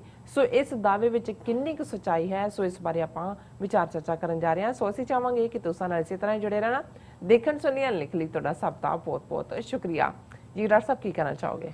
ਦੇਖੋ, ਜਦੋਂ ਤੋਂ 2014 ਤੋਂ ਮੋਦੀ ਔਰ ਅਮਿਤ ਸ਼ਾਹ ਇਹਨਾਂ ਦੇ ਕੋਲ ਪਾਵਰ ਆਈ ਹੈ, ਇਹ ਜਿਵੇਂ ਇਤਿਹਾਸ ਨੂੰ ਪੁੱਠਾ ਗੇੜਾ ਦੇ ਰਹੇ ਨੇ। ਬਾਕੀ ਤਾਂ ਜੋ ਕਰ ਹੀ ਰਹੇ ਨੇ ਉਹ ਤਾਂ ਜ਼ਾਹਰ ਹੈ ਕਿ ਜਿਵੇਂ ਜਿਹੜੀ ਰਿਪੋਰਟਰਸ ਸੈਂਸ ਬਾਰਡਰਸ ਜਿਨ੍ਹਾਂ ਨੇ ਕੱਲ ਆਪਣੀ ਰਿਪੋਰਟ ਦੇ ਵਿੱਚ ਮੋਦੀ ਨੂੰ ਇੱਕ ਉਸ ਕਿਸਮ ਦਾ ਜਿਹੜਾ ਪ੍ਰੈਡੇਟਰ ਕਿਹਾ ਕਿ ਜਿੱਥੇ ਫਰੀडम ਆਫ ਐਕਸਪ੍ਰੈਸ਼ਨ ਕੁਚਲੀ ਹੋਈ ਹੈ, ਔਰ ਉਹਨਾਂ ਨੇ ਕਿਹਾ ਵੀ ਕਿਵੇਂ ਉਹਨੇ 2002 ਦੇ ਵਿੱਚ ਗੁਜਰਾਤ ਦੇ ਵਿੱਚ ਇਹ ਐਕਸਪੈਰੀਮੈਂਟ ਕੀਤਾ ਕਿ ਕਿਵੇਂ ਮੇਨ ਸਟ੍ਰੀਮ ਮੀਡੀਆ ਨੂੰ ਕੰਟਰੋਲ ਕਰਨਾ ਹੈ ਔਰ ਕਿਵੇਂ ਹੁਣ ਉਹ ਸਾਰੀ ਆਵਾਜ਼ ਨੂੰ ਦਬਾਇਆ ਜਾ ਰਿਹਾ। ਔਰ ਗੱਲ ਇਹ ਨਹੀਂ ਹੁੰਦੀ ਵੀ ਤੁਸੀਂ ਇੱਕ ਆਵਾਜ਼ ਨੂੰ ਦਬਾਉਂਦੇ ਹੋ, ਤੁਸੀਂ ਫਿਰ ਇੱਕ ਨਵਾਂ ਨੈਰੇਟਿਵ ਕ੍ਰੀਏਟ ਕਰਦੇ ਹੋ। ਔਰ ਜਦੋਂ ਤੁਸੀਂ ਸਿਵਲਾਈਜੇਸ਼ਨਸ ਦੇ ਛਾਣ ਦੀ ਗੱਲ ਦੇਖਦੇ ਹੋ ਕਿ ਕਿਵੇਂ ਕੋਈ ਇੱਕ ਤੋਂ ਦੇ ਉੱਤੇ ਆਪਣਾ ਧਾਵਾ ਬੋਲਦਾ ਹੈ, ਤੇ ਫਿਰ ਇਸ ਗੱਲ ਦਾ ਧਿਆਨ ਰਹੇ ਕਿ ਜਿਹੜੀ ਗੱਲ ਮਿਲਾਨ ਕੁੰਦਰਾ ਫ੍ਰੀਲੈਂਸਰ ਥਿੰਕਰ ਨੇ ਕਹੀ ਸੀ कि ये जिहड़ा first step towards liquidation of A people is to destroy its books, its culture, its history. Then have somebody to write new books, invent new culture, create new history. Before long, those people will forget what they were and what they are. ਹੁਣ ਇਹ exactly ਉਸੇ line ਦੇ ਉੱਤੇ ਇਹ ਇਸ ਕਿਸਮ ਦਾ ਨਵਾਂ narrative create ਕਰ ਰਹੇ ਨੇ ਔਰ ਪੂਰਾ ਜ਼ੋਰ ਲੱਗਾ ਹੋਇਆ ਹੈ ਐਜੂਕੇਸ਼ਨ ਸਿਸਟਮ ਦੇ ਵਿੱਚ ਵੀ ਔਰ ਸੋਸ਼ਲ ਮੀਡੀਆ ਟ੍ਰੈਂਡਸ ਵੀ ਅਸੀਂ ਦੇਖਦੇ ਹਾਂ ਕਿ ਕਿਸ ਕਿਸਮ ਦੀਆਂ ਕਹਾਣੀਆਂ ਬਣਾ ਕੇ ਜਿਹਨੂੰ ਮਰਜ਼ੀ ਹੀਰੋ ਬਣਾ ਦਿਓ ਜਿਹਨੂੰ ਮਰਜ਼ੀ ਜ਼ੀਰੋ ਬਣਾ ਦਿਓ ਔਰ ਜਿਹੜੇ ਹਿੰਦੂਤਵਾ ਦੇ ਉਹ ਨਫ਼ਰਤ ਭਰੇ ਕਰੈਕਟਰ ਜਿਨ੍ਹਾਂ ਦਾ ਔਰ ਇਸ ਗੱਲ ਦਾ ਧਿਆਨ ਰਹੇ ਕਿ RSS ਜਿਹਦਾ 1920 ਚ ਜਨਮ ਹੁੰਦਾ ਹੈ 100 ਸਾਲ ਪਹਿਲਾਂ ਨਾਜ਼ੀ ਤਰਜ਼ ਦੇ ਉੱਤੇ ਹੈਡਗਵੇਅਰ ਇਹਨੂੰ ਬਣਾਉਂਦਾ ਹੈ ਗੋਲਵਲਕਰ ਇਹਨੂੰ ਅੱਗੇ ਤੋਰਦਾ ਹੈ ਇਹਨਾਂ ਦੀ ਕੋਈ ਕੰਟਰੀਬਿਊਸ਼ਨ ਨਹੀਂ ਹੈ ਫਰੀडम ਸਟਰਗਲ ਦੇ ਵਿੱਚ ਕਿਉਂਕਿ ਇਹ ਤਾਂ ਅੰਗਰੇਜ਼ਾਂ ਦੇ ਨਾਲ ਰਲ ਕੇ ਕੰਮ ਕਰਦੇ ਸੀ ਜੀ ਔਰ ਇਹਦੇ ਬਾਵਜੂਦ ਕਿ ਇਹਨਾਂ ਦਾ ਇਨੀਸ਼ੀਅਲ ਜਿਹੜੀ ਪੋਸਚਰਿੰਗ ਰਹੀ ਕਈ ਦਹਾਕੇ ਉਹ ਸੀ ਕਿ ਜੀ ਅਸੀਂ ਸਮਾਜ ਸੇਵੀ ਸੰਸਥਾ ਹੈ ਸਿਆਸਤ ਨਾਲ ਸਾਡਾ ਕੋਈ ਲਾਗਾ ਦੇਗਾ ਨਹੀਂ ਪਰ ਜਦੋਂ 1948 30 ਜਨਵਰੀ ਨੂੰ ਗਾਂਧੀ ਦਾ ਕਤਲ ਹੁੰਦਾ ਹੈ ਨਥੂਰਾਮ ਗੋਡਸੇ ਬੇਸ਼ੱਕ RSS ਦਾ ਉਹ ਸਿੱਧਾ ਮੈਂਬਰ ਨਹੀਂ ਸੀ ਪਰ ਕਿਉਂਕਿ ਰਾਸ਼ਟਰੀ ਸਵੈਮ ਸੇਵਕ ਸੰਘ ਔਰ ਹਿੰਦੂ ਮਹਾਸਭਾ ਜਿਸ ਦਾ ਕਰਤਾ ਧਰਤਾ ਸਾਵਰਕਰ ਸੀ ਇਹ ਸਾਰੇ ਪੈਰਲਲ ਰਨ ਕਰ ਰਹੇ ਸੀ ਇੱਕ ਦੂਜੇ ਨਾਲ ਇਹਨਾਂ ਦਾ ਸ਼ਿਫਟਿੰਗ ਆਫ ਕਾਡਰ ਸੀ ਔਰ ਉਹ ਸਾਵਰਕਰ ਦਾ ਚੇਲਾ ਸੀ ਸੋ ਜ਼ਾਹਰ ਹੈ RSS ਦੇ ਉੱਤੇ ਪਹਿਲੀ ਪਾਬੰਦੀ 1948 ਚ ਗਾਂਧੀ ਦੇ ਮਰਡਰ ਤੋਂ ਬਾਅਦ ਪਟੇਲ ਨੇ ਹੀ ਲਾਈ ਜਿਸ ਪਟੇਲ ਦੀ ਹੁਣ ਚੀਨ ਤੋਂ ਕਰੋੜਾਂ ਰੁਪਏ ਖਰਚ ਕੇ ਬਣਾਈ ਮੂਰਤੀ ਨੂੰ ਇਹ ਆਪਣੀ ਅਚੀਵਮੈਂਟ ਕਹਿੰਦੇ ਨੇ ਕਿ ਜੀ ਅਸੀਂ ਬਣਾਏ ਜਿਹੜਾ ਉਹ ਪਟੇਲ ਦੀ ਸਭ ਤੋਂ ਸਟੈਚੂ ਆਫ ਲਿਬਰਟੀ ਤੋਂ ਵੀ ਅਸੀਂ ਉੱਚੀ ਮੂਰਤੀ ਬਣਾਈ ਫਿਰ ਇਹਨਾਂ ਨੇ ਹਿੰਦੂ ਤਵੀਆਂ ਨੇ ਦੇਖਿਆ ਕਿ ਵੀ ਇਹ ਹੁਣ ਸਿਆਸੀ ਪਿੜ ਦੇ ਵਿੱਚ ਆਉਣ ਲਈ ਆਪਣੀ ਕੋਈ ਨਾ ਕੋਈ ਸਿਆਸੀ ਆਊਟਫਿਟ ਸੰਘ ਪਰਿਵਾਰ ਖੜਾ ਕਰੇ ਔਰ ਇਹਦੇ ਲਈ ਸ਼ਿਆਮਾ ਪ੍ਰਸਾਦ ਮੁਖਰਜੀ ਨਾਂ ਦਾ ਬੰਗਾਲੀ ਜਿਹੜਾ 6 ਜੁਲਾਈ 1901 ਨੂੰ ਕਲਕੱਤੇ 'ਚ ਜੰਮਿਆ ਜਿਹੜਾ ਵਾਈਸ ਚਾਂਸਲਰ ਵੀ ਕਲਕੱਤਾ ਯੂਨੀਵਰਸਿਟੀ ਦਾ ਸ਼ਾਰਟ ਟਰਮ ਰਿਹਾ ਔਰ ਗਾਂਧੀ ਦੀ ਕੈਬਨਿਟ ਦੇ ਵਿੱਚ ਲਾ ਮਿਨਿਸਟਰ ਵੀ ਸੀ ਉਸ ਨੇ 1951 ਦੇ ਵਿੱਚ ਭਾਰਤੀ ਜਨਸੰਘ ਜਿਨ੍ਹਾਂ ਦਾ ਚੋਣ ਨਿਸ਼ਾਨ ਦੀਵਾ ਹੁੰਦਾ ਸੀ ਸਾਸੀ ਜਦੋਂ ਗਰੋ ਹੋ ਰਹੇ ਸੀ ਤਾਂ ਇਹਨਾਂ ਨੂੰ ਦੀਵੇ ਵਾਲੇ ਹੀ ਕਹਿੰਦੇ ਸੀ ਇਹ ਭਾਰਤੀ ਜਨਤਾ ਪਾਰਟੀ ਤਾਂ 1980 ਚ ਜੈ ਪ੍ਰਕਾਸ਼ ਨਾਰਾਇਣ ਦੀ ਜਿਹੜੀ ਲਹਿਰ ਸੀ ਪੂਰਨ ਕ੍ਰਾਂਤੀ ਦੀ ਉਹਦੇ ਚ ਸਾਰੇ ਉਹਦੇ ਪਿੱਛੇ ਆਏ ਔਰ ਇਹ ਤਾਂ ਇਹਨਾਂ ਨੇ ਹਾਈਜੈਕ ਕਰ ਲਿਆ ਨਾ ਪਰ ਇਹ ਮੂਲ ਤੌਰ ਤੇ ਇਹਨਾਂ ਦਾ ਭਾਰਤੀ ਜਨਸੰਘ ਦੇ ਥੱਲੇ ਇਹਨਾਂ ਨੇ ਆਪਣੀ ਸਿਆਸੀ ਪਾਰੀ ਖੇਡਣੀ ਸ਼ੁਰੂ ਕੀਤੀ ਔਰ ਅੱਜ ਜੋ ਕੁਝ ਅਸੀਂ ਜੰਮੂ ਕਸ਼ਮੀਰ 'ਚ ਦੇਖ ਰਹੇ ਹਾਂ ਕਿਉਂਕਿ ਬਹੁਤੇ ਲੋਕਾਂ ਨੂੰ ਪੜ੍ਹਨ ਲਿਖਣ ਦਾ ਸ਼ੌਕ ਨਹੀਂ ਹੈ ਸ਼ਿਆਮਾ ਪ੍ਰਸਾਦ ਮੁਖਰਜੀ ਦਾ ਭਾਰਤੀ ਜਨਸੰਘ ਨੇ ਪਹਿਲੀ ਡਿਮਾਂਡ ਕਸ਼ਮੀਰ ਦੇ ਹਵਾਲੇ ਨਾਲ ਸੀ ਕਿ ਆਰਟੀਕਲ 370 ਖਤਮ ਕਰੋ ਇਹਦਾ ਸਪੈਸ਼ਲ ਸਟੇਟਸ ਖਤਮ ਕਰੋ ਔਰ ਇਸ ਦੇ ਲਈ ਸ਼ਿਆਮਾ ਪ੍ਰਸਾਦ ਮੁਖਰਜੀ ਜੰਮੂ ਕਸ਼ਮੀਰ ਦੇ ਵਿੱਚ ਦਾਖਲ ਹੋਏ ਕਿ ਭਾਈ ਅਸੀਂ ਕਰਨਾ ਉੱਥੇ ਗ੍ਰਿਫਤਾਰ ਹੋਏ ਔਰ ਹਾਰਟ ਅਟੈਕ ਹੋ ਕੇ ਜੇਲ੍ਹ 'ਚ ਉਹਦੀ ਮੌਤ ਹੋਈ ਸ਼ੇਖ ਅਬਦੁੱਲਾ ਦੇ ਪੀਰੀਅਡ ਲੇਕਿਨ ਇਹਨਾਂ ਨੇ ਉਸ ਸਾਰੇ ਨੈਰੇਟਿਵ ਨੂੰ ਬਦਲਿਆ ਕਿ ਸ਼ਿਆਮਾ ਪ੍ਰਸਾਦ ਮੁਖਰਜੀ ਜਿਹੜਾ ਹੈ ਸ਼ਹੀਦ ਹੈ ਔਰ ਇਹਨੂੰ ਸ਼ੇਖ ਅਬਦੁੱਲੇ ਨੇ ਮਾਰਿਆ ਕਸ਼ਮੀਰ ਦੀ ਜੇਲ੍ਹ 'ਚ ਔਰ ਇਹ ਧਾਰਾ 370 ਤੋੜਨ ਦਾ ਸ਼ਹੀਦ ਹੈ ਔਰ ਉਹ ਹੁਣ ਜਦੋਂ ਇਸ ਵਰੇ 2019 ਚ 5 ਅਗਸਤ ਨੂੰ ਆਈਨੀ ਗੁੰਡਾਗਰਦੀ ਕਰਕੇ ਇਹਨਾਂ ਨੇ ਆਰਟੀਕਲ 370 ਤਾਂ ਖਤਮ ਕੀਤਾ ਹੀ ਹੈ ਉਹਦਾ ਸੂਬੇ ਦੇ ਤੌਰ ਤੇ ਵਜੂਦ ਵੀ ਖਤਮ ਕਰ ਦਿੱਤਾ ਹੈ ਤੇ ਇਸ ਵਰੇ ਸ਼ਿਆਮਾ ਪ੍ਰਸਾਦ ਮੁਖਰਜੀ ਦਾ ਜਨਮ ਦਿਨ ਇਹਨਾਂ ਦੇ ਲਈ ਬਹੁਤ ਅਹਿਮੀਅਤ ਵਾਲਾ ਬਣ ਗਿਆ ਔਰ ਜਿੱਥੇ ਮੋਦੀ ਨੇ ਦਿੱਲੀ ਦੇ ਵਿੱਚ ਟ੍ਰਿਬਿਊਟ ਦਿੱਤੀ ਸ਼ਿਆਮਾ ਪ੍ਰਸਾਦ ਮੁਖਰਜੀ ਨੂੰ ਔਰ ਜਿਹੜੀ ਗੱਲ ਉਹਨੇ ਮੋਦੀ ਨੇ ਕਹੀ ਉਹਨੇ ਕਿਹਾ ਕਿ ਜੀ ਇਹ ਜਿਹੜਾ I bow to doctor Shyama Prasad Mukherjee on his Jayanti his lofty ideals motivate millions across our nation doctor Mukherjee devoted his life towards India's unity and progress ਔਰ ਉਹਨੂੰ ਸਕਾਲਰ ਇੰਟੈਲੈਕਚੁਅਲ ਸੋ ਮੋਦੀ ਨੇ ਕਿਉਂਕਿ ਇਸ ਸਟੋਰੀ 'ਚ ਆ ਗਿਆ ਕਿ ਆਰਟੀਕਲ 370 ਦੇ ਲਈ ਉਹਨੇ ਆਪਣਾ ਹੀ ਜਿਹੜੀ ਹੈ ਉਹਨੂੰ ਸ਼ਹੀਦ ਬਣਾਇਆ ਹੋਇਆ ਹਾਰਟ ਅਟੈਕ ਨਾਲ ਮਰੇ ਨੂੰ ਲੇਕਿਨ ਇਸ ਸਭ ਦੇ ਵਿੱਚ ਕਿਉਂਕਿ ਅਮਿਤ ਸ਼ਾਹ ਅਸਲੀ ਚਾਣਕਿਆ ਜਿਹੜਾ ਹੈ ਬਾਣੀਆਂ ਜਿਹੜਾ ਬੈਠਾ ਘੁਮਾ ਰਿਹਾ ਕਿ ਕਿੱਧਰ ਨੂੰ ਹੈ ਇਹ ਤਾਂ ਤੇਲੀਆਂ ਦਾ ਮੁੰਡਾ ਖੜਾ ਕੀਤਾ ਹੋਇਆ ਮੋਦੀ ਜਿਹੜਾ ਹੈ ਕਿ ਭਾਈ ਤੈਨੂੰ ਉਹ ਸਾਰੀ ਉਮਰ ਜਿਹੜਾ ਝੂਠ ਹੀ ਬੋਲਿਆ ਤੂੰ ਉਹ ਬੋਲ ਅਸਲੀ ਚਾਣਕਿਆ ਪੁੱਤਰ ਉਹ ਕੁੱਲੂ ਹੈ ਹੁਣ ਕੁੱਲੂ 'ਚ ਉਹਨੇ ਵੀ ਖਾਸ ਤੌਰ ਤੇ ਇਸ ਦਿਨ ਨੂੰ ਯਕੀਨੀ ਬਣਾਇਆ ਕਿ ਭਾਈ ਉਹ ਇੱਕ ਪੂਰੀ ਰੁਦਰਾਕਸ਼ ਦੀ ਸੈਪਲਿੰਗ ਉਹਨੇ ਪਿਰਦੀ, ਇਹ 3 ਕਿਲੋਮੀਟਰ ਹੈ ਕੁੱਲੂ ਤੋਂ, ਉੱਥੇ ਪਹੁੰਚਿਆ ਔਰ ਦਰਸ਼ਕ ਉਹ ਪਿਕਚਰ ਦੇਖ ਸਕਦੇ ਨੇ। ਮੈਂ ਟੈਕਨੀਕਲ ਟੀਮ ਨੂੰ ਕਹਾਂਗਾ ਕਿ ਭਾਈ ਉਹ ਦਿਖਾ ਦੇਣ ਕਿ ਜਿੱਥੇ ਉਹ ਰੁਦਰਾਕਸ਼, ਹੁਣ ਤੁਸੀਂ ਇਹਨਾਂ ਦਾ ਸਿੰਬੋਲਿਜ਼ਮ ਦੇਖੋ, ਕਿਉਂਕਿ ਜਿਹੜੀ ਸ਼ਿਵ ਜੀ ਦੇ ਗਲ ਦੇ ਵਿੱਚ ਮਾਲਾ ਹੈ ਉਹ ਰੁਦਰਾਕਸ਼। ਇੰਦਰਾ ਗਾਂਧੀ ਵੀ ਹਿੰਦੂਆਂ ਨੂੰ ਖੁਸ਼ ਕਰਨ ਦੇ ਲਈ ਰੁਦਰਾਕਸ਼ ਦੀ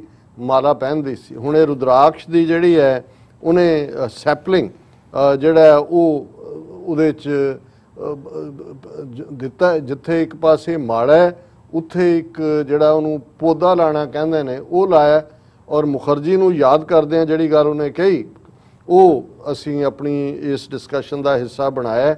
ਉਹ ਕਹਿ ਰਿਹਾ, ਸ਼ਾਮਾ ਪ੍ਰਸਾਦ ਪਾਰਟੀਸ਼ਨਡ Bengal and also contributed a lot in bringing back Punjab from Pakistan. He added, Mukherjee contributed to uniting India. ਇਹ ਹੁਣ ਮੈਂ ਪਹਿਲੀ ਵਾਰ ਇਹ ਸਾਰੇ ਆਪਣੇ 'ਚ ਇਹਨਾਂ ਦਿਨਾਂ ਦੇ ਵਿੱਚ ਕੀ ਇਹਨਾਂ ਵਰਿਆਂ 'ਚ ਮੈਂ ਕਦੇ ਨਹੀਂ ਪੜ੍ਹਿਆ ਹੈ ਕਿ ਸ਼ਾਮਾ ਪ੍ਰਸਾਦ ਮੁਖਰਜੀ ਦਾ ਕੋਈ ਰੋਲ ਪਾਰਟੀਸ਼ਨ ਆਫ ਇੰਡੀਆ ਵੇਲੇ ਜਿਹੜਾ ਇੰਡੀਅਨ ਆਕੂਪਾਈਡ ਪੰਜਾਬ ਹੈ ਉਹਨੂੰ ਇੱਧਰ ਲਿਆਉਣ ਦੇ ਲਈ ਲੱਗਾ ਹੋਇਆ, ਔਰ ਨਾ ਹੀ ਕੋਈ ਪਾਰਟੀਸ਼ਨ। ਹਾਲਾਂ ਬਹੁਤ ਵਾਰ ਜਦੋਂ 47 ਦੌਰ ਦੀ ਗੱਲ ਹੁੰਦੀ ਹੈ, ਇਸ ਗੱਲ ਦਾ ਧਿਆਨ ਰਹੇ ਕਿ ਬੰਗਾਲ ਮੁਸਲਿਮ ਲੀਗ ਗਵਰਨਡ ਸਟੇਟ ਸੀ ਔਰ ਮਿਸਟਰ ਸੌਹਰਾਵਰਦੀ ਉਸ ਦੇ ਚੀਫ ਮਿਨਿਸਟਰ ਸੀ, ਮੁਸਲਿਮ ਲੀਗ ਦੀ ਹਕੂਮਤ ਸੀ। ਪੰਜਾਬ ਬੇਸ਼ੱਕ 55% ਮੈਜੋਰਿਟੀ ਪਾਪੂਲੇਸ਼ਨ ਮੁਸਲਮਾਨਾਂ ਦੀ ਸੀ, ਲੇਕਿਨ ਪੰਜਾਬ ਦੇ ਵਿੱਚ ਕਦੇ ਵੀ ਮੁਸਲਿਮ ਲੀਗ ਦੀ ਹਕੂਮਤ ਨਹੀਂ ਬਣੀ। ਖਿਜਰ ਹਯਾਤ ਖਾਨ ਟਿਵਾਣਾ ਜਿਹੜੇ ਨੇ ਉਹ ਪੰਜਾਬ ਦੇ ਚੀਫ ਮਿਨਿਸਟਰ ਸਨ ਉਸ ਤੋਂ ਪਹਿਲਾਂ ਵੀ, ਔਰ ਯੂਨੀਅਨਿਸਟ ਪਾਰਟੀ ਨੂੰ ਉਹ ਹੈੱਡ ਕਰਦੇ ਸੀ। ਉਸ ਤੋਂ ਪਹਿਲਾਂ ਪੰਜਾਬ ਦੇ ਵਿੱਚ ਜਿਹੜੀ ਸਰਕਾਰ 1936-37 ਤੋਂ ਬਾਅਦ ਬਣੀ, ਸਰ ਸਿਕੰਦਰ ਹਯਾਤ ਖਾਨ, ਉਹ ਵੀ ਯੂਨੀਅਨਿਸਟ ਪਾਰਟੀ ਦੇ ਸੀ।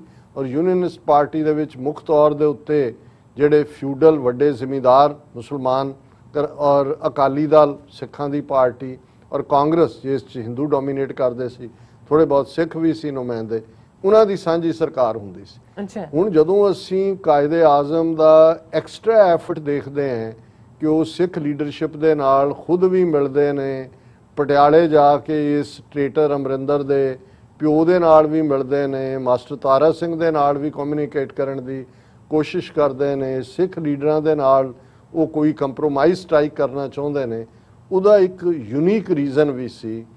ਔਰ ਉਹ ਇਹ ਸਮਝਦੇ ਸੀ ਕਿ ਜੇ ਸਿੱਖ ਕੋਈ ਪੈਕਟ ਮੁਸਲਿਮ ਲੀਗ ਨਾਲ ਸਾਡੇ ਨਾਲ ਕਰ ਲੈਣ, autonomous state with in country, 2-3 ਚੀਜ਼ਾਂ ਕਾਮਨ, ਪੰਜਾਬ ਦੀ ਡਿਵੀਜ਼ਨ ਨਾ ਹੋਏ ਤੇ ਪਾਕਿਸਤਾਨ ਦੀ ਬਾਉਂਡਰੀ ਜਿਹੜੀ ਆ ਉਹ ਜਮਨਾ ਤੱਕ ਲੱਗੇ, ਕਿਉਂਕਿ ਦਿੱਲੀ ਜਿਹੜਾ ਹੈ ਇਹ ਪੰਜਾਬ ਦਾ ਹਿੱਸਾ ਸੀ।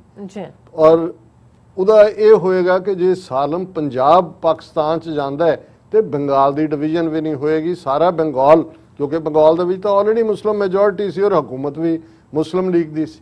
ਸੋ ਸਮਝਦੇ ਸੀ ਕਿ ਜੇ ਸਿੱਖ ਜ਼ੋਰ ਦੇਣਗੇ ਪਾਰਟੀਸ਼ਨ ਦੇ ਲਈ ਇੱਧਰ ਨਾ ਨਾਲ ਰਲੇ ਤਾਂ ਤੇ ਫਿਰ ਬੰਗਾਲ ਵੀ ਡਿਵਾਈਡ ਹੋਏਗਾ। ਹੁਣ ਇਹ ਕਹਿਣ ਦੀ ਬਜਾਏ ਕਿ ਭਾਈ, ਔਰ ਇਹ ਗੱਲ 47 ਤੋਂ ਬਾਅਦ ਤੁਸੀਂ ਕਾਂਗਰਸ ਲੀਡਰਾਂ ਦੀਆਂ ਸਟੇਟਮੈਂਟਾਂ ਦੇਖ ਲਓ, ਉਹਨਾਂ ਦੀਆਂ ਹੋਏਗਾ, ਉਹ ਕਹਿੰਦੇ ਸੀ ਕਿ ਜੀ ਇਹ ਪੰਜਾਬ ਜਿਹੜਾ ਹੈ ਇਹ ਗਿਫਟ ਹੈ, ਕਿਉਂਕਿ ਉਹ ਮਾਸਟਰ ਤਾਰਾ ਸਿੰਘ ਨੂੰ ਯੂਨੀਅਨਿਸਟ ਲੀਡਰ ਦੇ ਤੌਰ ਤੇ ਪ੍ਰੈਜ਼ੈਂਟ ਕਰਦੇ ਸੀ। ਜੀ ਦੇਖੋ ਉਹਨੇ ਜਿਹੜਾ ਉਹ ਪਾਕਿਸਤਾਨ ਨਹੀਂ ਮੰਨਿਆ, ਹਾਲਾਂ ਸਾਡਾ ਨੈਰੇਟਿਵ ਇਸ ਦੇ ਉੱਤੇ ਬਿਲਕੁਲ ਹੈ ਵੀ ਇੱਕ ਮਿਸਡ ਓਪਰਚੁਨਿਟੀ, ਗੋਲਡਨ ਓਪਰਚੁਨਿਟੀ ਗਵਾਈ ਔਰ ਇੱਕ ਅੰਗਰੇਜ਼ਾਂ ਦੀ ਗੁਲਾਮੀ ਚੋਂ ਨਿਕਲ ਕੇ ਦੂਸਰੀ ਗੁਲਾਮੀ 'ਚ ਆਏ। ਹੁਣ ਜਿਹੜਾ ਕ੍ਰੈਡਿਟ ਬੇਸ਼ੱਕ ਸਾਡੇ ਲਈ ਉਹ ਡਿਸਕ੍ਰੈਡਿਟ ਹੈ ਜੋ ਮਾਸਟਰ ਤਾਰਾ ਸਿੰਘ ਨੇ ਕੀਤਾ ਹੈ ਜਾਂ ਉਸ ਦੌਰ ਦੇ ਅਕਾਲੀਆਂ ਨੇ ਕੀਤਾ, ਪਰ ਤੁਸੀਂ ਅੱਜ ਉਸ ਮੁਲਕ ਦੇ ਵਿੱਚ ਆ ਕੇ ਫਸ ਗਏ ਹੋ ਜਿਹੜਾ ਉਸ ਸ਼ਿਆਮਾ ਪ੍ਰਸਾਦ ਮੁਖਰਜੀ ਨੂੰ, ਜਿਹਦਾ ਕੋਈ ਲਾਗਾ ਦੇਗਾ ਨਹੀਂ ਹੈ, ਉਦੋਂ ਉਹ ਕਾਂਗਰਸ ਦਾ ਹਿੱਸਾ ਸੀ। ਭਾਰਤੀ ਜਨਤਾ ਜਿਹੜਾ ਭਾਰਤੀ ਜਨਸੰਘ ਤਾਂ 1951 'ਚ ਬਣਾਉਂਦਾ, ਉਹ ਤਾਂ ਨਹਿਰੂ ਦਾ ਲਾ ਮਿਨਿਸਟਰ ਵੀ ਰਿਹਾ, ਉਹਨੂੰ ਇਹ ਕ੍ਰੈਡਿਟ ਦੇਣ ਦੀ ਜਿਹੜੀ ਹੈ ਕੋਸ਼ਿਸ਼ ਔਰ ਇਹ ਦੱਸਣ ਦੀ, ਕਿਉਂਕਿ ਆਉਣ ਵਾਲੇ ਪੀਰੀਅਡ 'ਚ ਇਹ ਪੰਜਾਬ ਦੇ ਵਿੱਚ ਕਾਫੀ ਕੁਛ ਜਿਹੜੇ ਥਿੰਕਰ ਨੇ ਉਹ ਸੋਚ ਰਹੇ ਨੇ ਵੀ ਇਹਨਾਂ ਨੇ ਜਿਵੇਂ ਜੰਮੂ ਕਸ਼ਮੀਰ ਦਾ ਹੁਲੀਆ ਵਿਗਾੜ ਦਿੱਤਾ ਹੈ, ਉਹਦੀਆਂ ਡੈਮੋਗ੍ਰਾਫਿਕਸ ਬਦਲ ਦਿੱਤੀਆਂ ਨੇ, ਡੀਲਿਮਿਟੇਸ਼ਨ ਦੇ ਨਾਂ ਥੱਲੇ ਜੰਮੂ ਪ੍ਰੋਵਿੰਸ ਨੂੰ ਜਿਹੜਾ ਉਹ ਹਿੰਦੂ ਮੈਜੋਰਿਟੀ ਸੀਟਾਂ ਬਣਾ ਕੇ ਕਸ਼ਮੀਰ ਨਾਲੋਂ ਵੱਧ ਸੀਟਾਂ ਦੇਣ ਦੀ ਲਾਈਨ ਹੈ, ਲੱਖਾਂ ਡੋਮਿਸਾਈਲ ਦਿੱਤੇ ਨੇ। ਕਿ ਇਹ ਪੰਜਾਬ ਦੇ ਵਿੱਚ ਵੀ ਜਿੱਥੇ ਕਲੋਜ਼ ਟੂ 60% ਸਿੱਖ ਪੋਪੂਲੇਸ਼ਨ ਹੈ, ਇਸ ਦਾ ਵੀ ਇਹਨਾਂ ਨੇ ਹੁਲੀਆ ਵਿਗਾੜਨਾ ਹੈ। ਔਰ ਇਹ ਆ ਰਿਹਾ ਕਿ ਹੋ ਸਕਦਾ ਹੈ ਇਧਰੋਂ ਜੰਮੂ ਔਰ ਪਠਾਨਕੋਟ ਜ਼ਿਲ੍ਹਾ ਔਰ ਦੂਜੇ ਜਿਹੜੇ 2-3 ਹਿੰਦੂ ਮੈਜੋਰਿਟੀ ਜ਼ਿਲ੍ਹੇ ਨੇ ਉਹਨੂੰ ਇੱਧਰ ਲਾ ਕੇ ਕੁਛ ਹਿੱਸਾ ਉਧਰ ਰਾਜਸਥਾਨ 'ਚ ਲਾ ਕੇ ਸਾਨੂੰ ਬਿਲਕੁਲ ਹੀ ਸਾਡਾ ਉਹ ਹਾਲ ਕਰ ਦੇਣ ਜੋ ਜੰਮੂ ਕਸ਼ਮੀਰ ਦਾ ਕੀਤਾ ਹੈ। ਔਰ ਇਹ ਮੈਂ ਪਹਿਲੀ ਵਾਰ, ਮੇਰੇ ਲਈ ਇਹ ਇੱਕ ਹੈਰਾਨੀ ਵਾਲੀ ਗੱਲ ਹੈ ਕਿ ਇਹ ਕਿਸ ਹੱਦ ਤੱਕ ਜਾ ਕੇ ਝੂਠ ਦਾ ਨੈਰੇਟਿਵ ਬਣਾਉਣ ਦੀ ਕੋਸ਼ਿਸ਼ ਕਰ ਰਹੇ ਨੇ। ਇਹਦੇ 'ਚ ਕੋਈ ਸ਼ੱਕ ਨਹੀਂ ਹੈ ਕਿ ਵੀ ਜਿੱਥੇ ਅਸੀਂ ਜਦੋਂ ਇਸ ਸਾਰੇ ਇਸ਼ੂ ਨੂੰ ਦੇਖਦੇ ਹਾਂ, ਅਸੀਂ ਤਾਂ ਉਹੀ ਦੇਖਦੇ ਹਾਂ ਜੋ 47 ਦੀ ਸਾਡੀ ਲੀਡਰਸ਼ਿਪ ਦੀ ਅਹਿਮਕਾਨਾ ਸੋਚ ਕਾਂਗਰਸ ਦੇ ਢਹਿ ਚੜ੍ਹ ਕੇ ਔਰ ਸਿਰਫ ਤੇ ਸਿਰਫ ਪਾਕਿਸਤਾਨ ਦੀ ਵਿਰੋਧਤਾ ਕਰਨ ਦੇ ਨਾਂ ਥੱਲੇ ਆਪਣਾ ਝੁੱਗਾ ਚੌੜ ਕਰਵਾਇਆ, ਜਿਹੜਾ 4 ਚਫੇਰੇ ਜਿਹੜਾ ਉਹ ਆਪਣਾ ਵੀ ਕੁਝ ਨਹੀਂ ਬਣਾਇਆ, ਖੂਨ ਖਰਾਬਾ ਵੀ ਹੋਇਆ।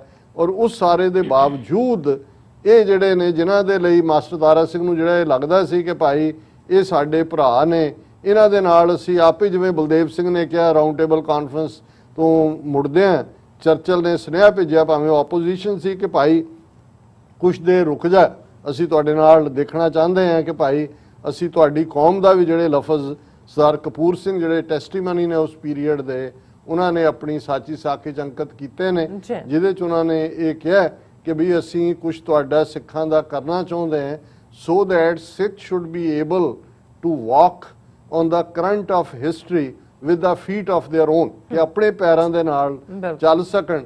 ਸੋ ਸਾਡੇ ਲਈ ਤਾਂ ਉਹ ਮਿਸਡ ਓਪਰਚੁਨਿਟੀ ਦੀ ਕਹਾਣੀ ਹੈ, ਲੇਕਿਨ ਇੱਥੇ ਤਾਂ ਇਹ ਕ੍ਰੈਡਿਟ ਵੀ ਹੁਣ ਸ਼ਾਮਾ ਪ੍ਰਸਾਦ ਮੁਖਰਜੀ ਦੀ ਝੋਲੀ 'ਚ ਪਾ ਦਿੱਤਾ ਗਿਆ ਹੈ। ਉਹ ਸਿੱਖਾਂ ਨੂੰ ਦੱਸਣ ਲਈ ਹੈ ਕਿ ਜਿਹੜਾ ਪੰਜਾਬ ਹੈ ਇਹ ਤੁਹਾਨੂੰ ਅਸੀਂ ਲੈ ਕੇ ਦਿੱਤਾ ਹੈ ਔਰ ਇਹ ਸਾਡੇ ਹੁਕਮਾਂ ਦੇ ਮੁਤਾਬਕ ਇੱਥੇ ਜਿਓ। ਔਰ ਜੋ ਆਉਣ ਵਾਲੇ ਦਿਨਾਂ 'ਚ ਬੀਜੇਪੀ ਦੀ ਖੇਡ ਅਨਰੇਵਲ ਹੋਏਗੀ ਪੰਜਾਬ 'ਚ, ਅਸੀਂ ਕਸ਼ਮੀਰ ਦੇ ਹਵਾਲੇ ਨਾਲ ਦੇਖ ਰਹੇ ਹਾਂ ਕਿਵੇਂ ਸਿੱਖ ਇਸ਼ੂ ਨੂੰ ਆਊਟ ਆਫ ਪ੍ਰਪੋਰਸ਼ਨ ਬਲੋ ਕਰਕੇ RSS ਫਰੰਟ ਲਾਈਨ ਤੇ ਹੈ। ਇਹ ਇੱਕ ਬੜਾ ਖਤਰਨਾਕ ਨਵਾਂ ਟ੍ਰੈਂਡ ਜਿਹੜਾ ਹੈ ਉਹ ਨਜ਼ਰ ਆ ਰਿਹਾ। ਜੀ ਰਾਜ ਸਾਹਿਬ, ਤੁਹਾਡਾ ਬਹੁਤ ਬਹੁਤ ਸ਼ੁਕਰੀਆ, ਤੁਸੀਂ ਆਪਣੇ ਵਿਚਾਰ ਸਾਡੇ ਦਰਸ਼ਕਾਂ ਨਾਲ ਸਾਂਝੇ ਕੀਤੇ ਨੇ। ਸੋ ਇੱਥੇ ਲੈਣੇ ਬ੍ਰੇਕ, ਵਿਊਅਰਸ ਤੁਸੀਂ ਸਾਨੂੰ ਇਸੇ ਤਰ੍ਹਾਂ ਹੀ ਜੁੜੇ ਰਹਿਣਾ। ਮਿਲਦੇ ਹਾਂ ਛੋਟੇ ਜਿਹੇ ਵਕਫੇ ਤੋਂ ਬਾਅਦ।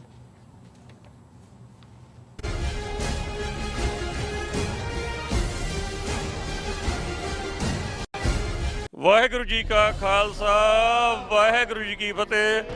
ਬਾਬਾ Banda Singh Bahadur international Sikh society New York ਅਤੇ ਗੁਰਦੁਆਰਾ ਸੰਤ ਸਾਗਰ ਵੱਲੋਂ ਗੁਰਦੁਆਰਾ ਸੰਤ ਸਾਗਰ ਵਿਖੇ 11 ਜੁਲਾਈ ਦਿਨ ਐਤਵਾਰ ਨੂੰ ਬਾਬਾ ਬੰਦਾ ਸਿੰਘ ਬਹਾਦਰ ਜੀ ਦਾ ਸ਼ਹੀਦੀ ਦਿਹਾੜਾ ਮਨਾਇਆ ਜਾ ਰਿਹਾ ਹੈ, ਜਿਸ ਵਿੱਚ ਪੰਥ ਦੇ ਰਾਗੀ ਢਾਡੀ ਕਥਾਵਾਚਕ ਪਹੁੰਚ ਰਹੇ ਹਨ। ਅਚੇਚੇ ਤੌਰ ਤੇ ਡਾਕਟਰ ਅਮਰਜੀਤ ਸਿੰਘ, ਭਾਈ ਹਰਿੰਦਰ ਸਿੰਘ ਜੀ, ਭਾਈ ਅਮਰੀਕ ਸਿੰਘ ਜੀ ਚੰਡੀਗੜ੍ਹ ਵਾਲੇ ਸੰਗਤਾਂ ਨਾਲ ਸਾਂਝ ਪਾਉਣਗੇ। ਸਮੂਹ ਗੁਰਦੁਆਰਾ ਪ੍ਰਬੰਧਕ ਕਮੇਟੀਆਂ, ਪੰਥਕ ਜਥੇਬੰਦੀਆਂ, ਨਾਨਕ ਨਾਮ ਲਿਓ ਸੰਗਤਾਂ ਨੂੰ ਬੇਨਤੀ ਹੈ ਕਿ ਹੋਮ ਹਵਾ ਕੇ ਪਹੁੰਚੋ ਤੇ ਗੁਰੂ ਸਾਹਿਬ ਦੀਆਂ ਖੁਸ਼ੀਆਂ ਪ੍ਰਾਪਤ ਕਰੋ ਜੀ। ਵਾਹਿਗੁਰੂ ਜੀ ਕਾ ਖਾਲਸਾ, ਵਾਹਿਗੁਰੂ ਜੀ ਕੀ ਫਤਿਹ।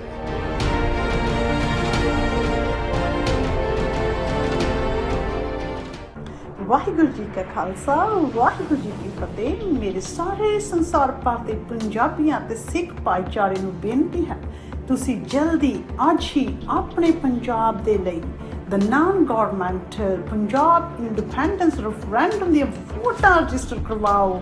15 ਅਗਸਤ 2021 15 ਅਗਸਤ 2021 ਨੂੰ ਇਹ ਵੋਟਾਂ ਇੰਗਲੈਂਡ ਤੋਂ ਸਟਾਰਟ ਹੋਣਗੀਆਂ। ਪਹਿਲੀ ਪੋਲਿੰਗ ਸੈਂਟਰ, ਪਹਿਲੀ ਵੋਟ ਇੰਗਲੈਂਡ ਤੋਂ ਹੋਗੀ। ਜਲਦੀ ਵੋਟਾਂ ਰਜਿਸਟਰ ਕਰਵਾਓ। Thank you.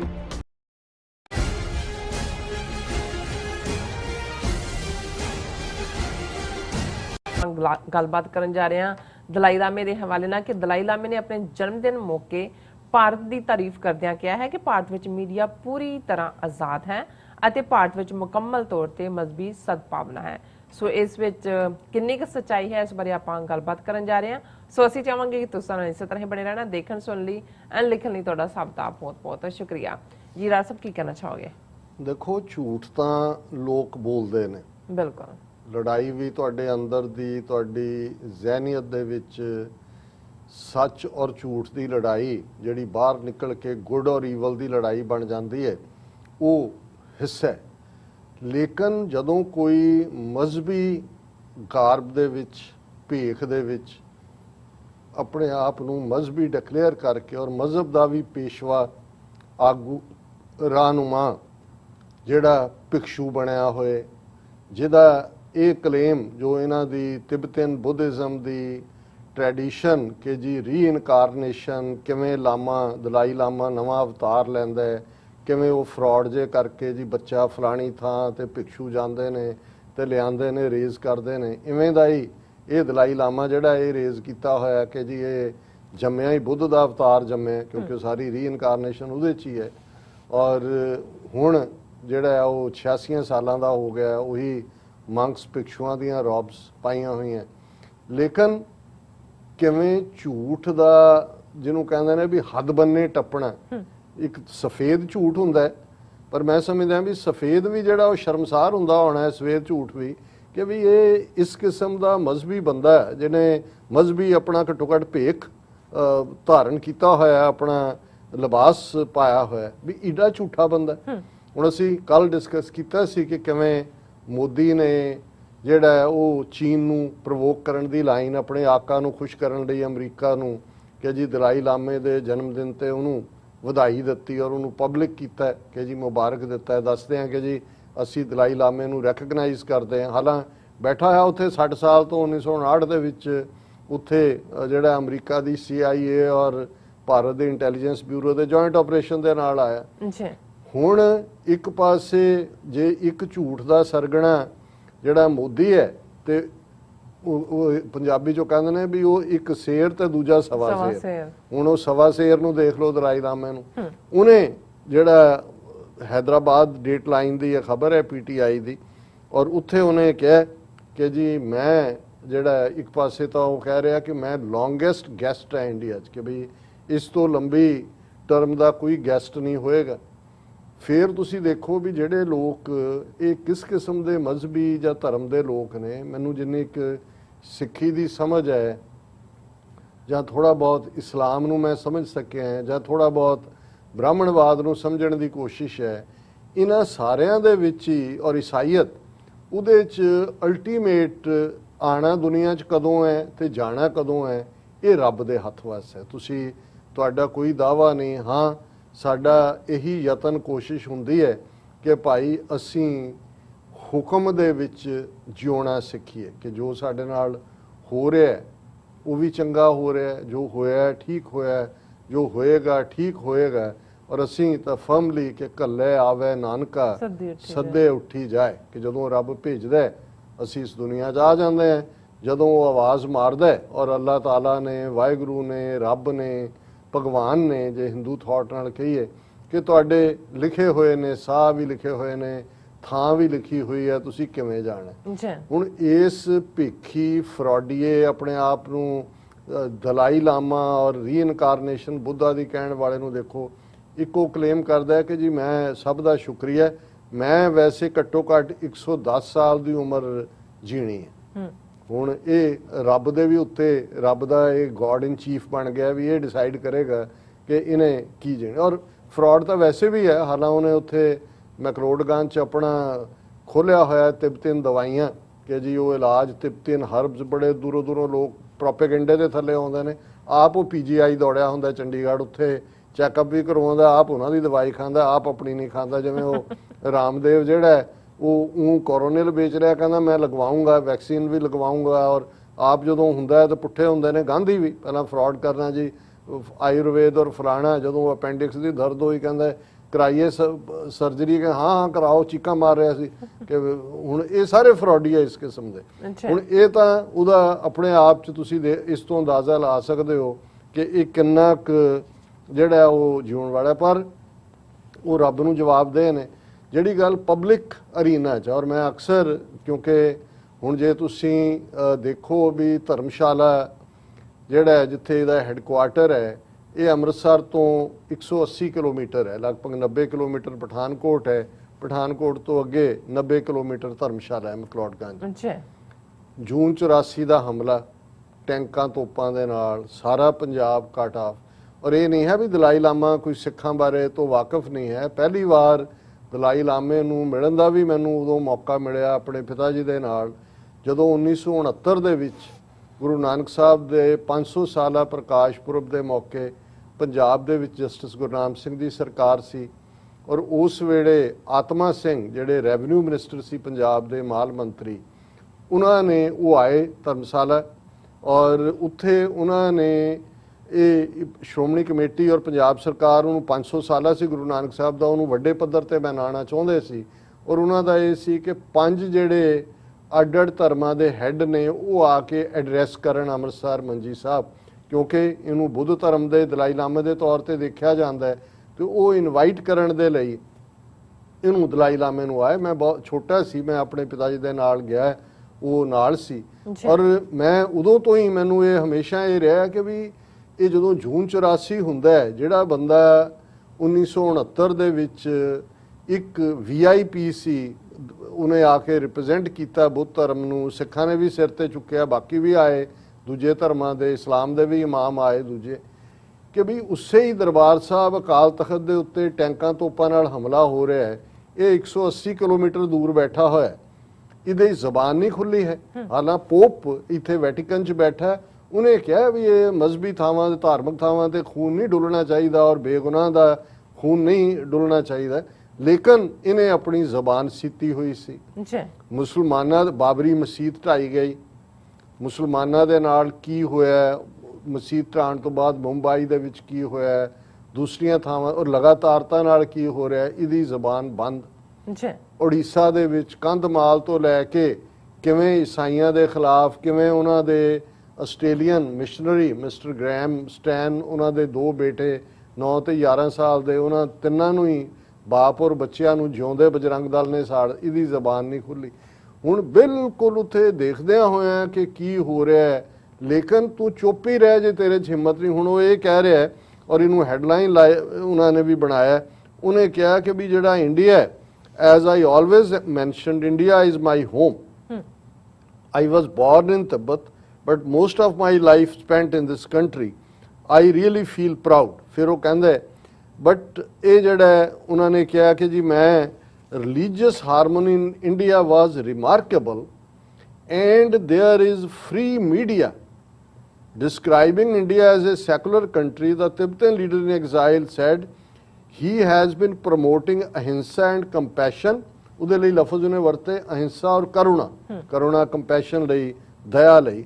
ਉਹਨੇ ਕਿਹਾ I had been promoting ahimsa and compassion which are intrinsic values of Indians that have been followed over thousands of years. ਉਹਨੇ ਕਿਹਾ ਜੀ ਹਜ਼ਾਰਾਂ ਸਾਲਾਂ ਤੋਂ ਇਹ ਕਰੁਣਾ ਔਰ ਅਹਿੰਸਾ ਇਹ ਇੰਡੀਅਨਸ ਦੇ ਵਿੱਚ ਹੈਗੀ ਹੈ। ਉਹ ਸ਼ਰਮ ਕਰ ਕੁਛ, ਤੂੰ ਆਪਣੇ ਹੀ ਬੁੱਧ ਧਰਮ ਵੱਲ ਦੇਖ ਲੈਂਦਾ ਕਿ ਕਿਵੇਂ ਬੁੱਧ ਦੇ ਥਾਟ ਨੂੰ, ਲੱਖਾਂ ਬੋਧੀਆਂ ਨੂੰ ਕਿਵੇਂ ਸ਼ਾਸਤਰ ਤੇ ਸ਼ਸਤਰ ਦੇ ਨਾਲ ਬ੍ਰਾਹਮਣਵਾਦ ਨੇ ਮਾਰ ਕੇ ਉੱਥੋਂ ਬੁੱਧ ਧਰਮ ਦਾ ਸਫਾਇਆ ਕੀਤਾ। ਜਿਸ ਬੁੱਧ ਗਿਆ 'ਚ ਜਾਂਦਾ ਤੂੰ, ਉੱਥੇ ਜਾ ਕੇ ਦੇਖ ਲੈ, ਜਿਹੜਾ ਦਰਖਤ ਸੀ ਜਿਹਦੇ ਥੱਲੇ ਬੁੱਧ ਨੂੰ ਗਿਆਨ ਹੋਇਆ ਸੀ, ਉਹਨੂੰ ਵੀ ਅੱਗ ਲਾ ਕੇ ਬਾਹਮਣਾਂ ਨੇ ਸਾੜ ਦਿੱਤਾ ਸੀ। ਜਿਹੜਾ ਹੁਣ ਹੈ ਇਹ ਤੇ ਸ੍ਰੀਲੰਕਾ ਤੋਂ ਉਹਦੀ ਇੱਕ ਟਾਹਣੀ ਲਿਆ ਕੇ ਜਿਹੜੀ ਆ ਉਹਦੀ ਸੈਪਲਿੰਗ ਉਹਦੇ ਨਾਲ ਉਹਨੂੰ ਜੋੜਿਆ ਗਿਆ ਔਰ ਉਹ ਹੁਣ ਟਰੀ ਹੈ। ਔਰ ਇਸ ਦੀ ਕਿੰਨੀ ਵੱਡੀ ਟੈਸਟੀਮਨੀ ਜਦੋਂ ਅਲਾਮਾ ਇਕਬਾਲ ਬੁੱਧ ਧਰਮ ਦੇ ਸਫਾਏ ਦੀ ਗੱਲ ਕਰਦੇ ਆ, ਕਹਿੰਦੇ ਨੇ ਕਿ ਭਾਈ ਉਸ ਨੂੰ ਜਿਹੜਾ ਬ੍ਰਾਹਮਣ ਸਰਸ਼ਾਰ ਹੈ ਅਬ ਤੱਕ ਮੇਰੇ ਪਿਦਾਰ में ਸ਼ਮਾਏ ਗੌਤਮ ਜਲ ਰਹੀ ਹੈ ਮਹਿਫਲੇ ਅਗਿਆਰ में। ਉਹ ਮਹਿਫਲੇ ਅਗਿਆਰ 'ਚ ਕਿਵੇਂ ਪਹੁੰਚ ਗਿਆ ਬੁੱਧ ਦਾ ਧਰਮ?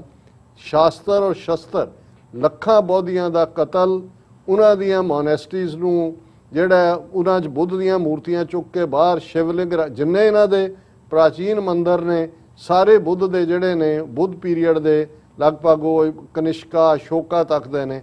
ਔਰ ਇਹ ਕਹਿ ਰਿਹਾ ਜੀ ਇੱਥੇ ਹਜ਼ਾਰਾਂ ਸਾਲਾਂ ਤੋਂ ਅਹਿੰਸਾ ਹੈ, ਕਰੁਣਾ ਹੈ, ਔਰ ਇੰਡੀਆ ਜਿਹੜਾ ਇਹਦੇ 'ਚ ਬੜੀ ਹਾਰਮੋਨੀ ਹੈ ਔਰ ਖਾਸ ਤੌਰ ਤੇ ਫ੍ਰੀ ਮੀਡੀਆ। ਹੁਣ ਇਸ ਤੋਂ ਵੱਧ ਕੇ ਝੂਠ ਦਾ ਜਿਹੜਾ ਹੁਣ ਕੀ ਪਰਖਚੇ ਉਡਾਤੇ ਨੇ ਝੂਠ ਤੇ ਵੀ, ਸ਼ਰਮ ਆਣੀ ਚਾਹੀਦੀ। ਔਰ ਮੈਨੂੰ ਇਹ ਲੱਗਦਾ ਕਿ ਵੀ ਇਸ ਕਿਸਮ ਦਾ ਘਟੀਆਪਨ ਇਹ ਉਹੀ ਹੈ ਜਿਹੜੇ ਉਹ ਜਿਵੇਂ ਜਦੋਂ ਗਿਆਨੀ ਜ਼ੈਲ ਸਿੰਘ ਨੂੰ ਪ੍ਰੈਜ਼ੀਡੈਂਟ ਨੋਮੀਨੇਟ ਕੀਤਾ ਉਹਨਾਂ ਦੀ ਵਰਕਿੰਗ ਕਮੇਟੀ ਨੇ, ਕਾਂਗਰਸ ਦੀ ਨੇ, ਤਾਂ ਉਹਨਾਂ ਨੇ ਪੁੱਛਿਆ, ਪਹਿਲੀ ਪ੍ਰੈਸ ਕਾਨਫਰੰਸ ਕੀਤੀ, ਉਹਨੂੰ ਕਿਹਾ ਜੀ ਗਿਆਨੀ ਜੀ ਆਪ प्रेसिडेंट बन के क्या करेंगे, क्या अलग करेंगे? वो कहना मैं तो नेहरू खानदान का झाड़ू बरदार हूँ, जो कहेंगे वही करेंगे, हम तो मैं तो झाड़ू देने वाला हूँ। सो ये भी झाड़ू बरदार बनया होया इन्हां दा हिंदू तवियां दा, और झूठ दे ਜਿਹੜੇ ਨੇ ਉਹ ਸਾਰੇ ਹੀ ਜਿਹੜੇ ਨੇ ਉਹ ਹੱਦਾਂ ਉਹਨੇ ਕ੍ਰਾਸ ਕੀਤੀਆਂ। ਜੀ ਡਾਕਟਰ ਸਾਹਿਬ ਤੁਹਾਡਾ ਬਹੁਤ ਬਹੁਤ ਸ਼ੁਕਰੀਆ। ਸੋ ਲੈਣੇ ਬ੍ਰੇਕ, ਵਿਊਅਰਸ ਤੇ ਸਾਨੂੰ ਇਸੇ ਤਰ੍ਹਾਂ ਹੀ ਬਣੇ ਰਹਿਣਾ, ਮਿਲਦੇ ਹਾਂ ਛੋਟੇ ਜਿਹੇ ਬ੍ਰੇਕ ਤੋਂ ਬਾਅਦ।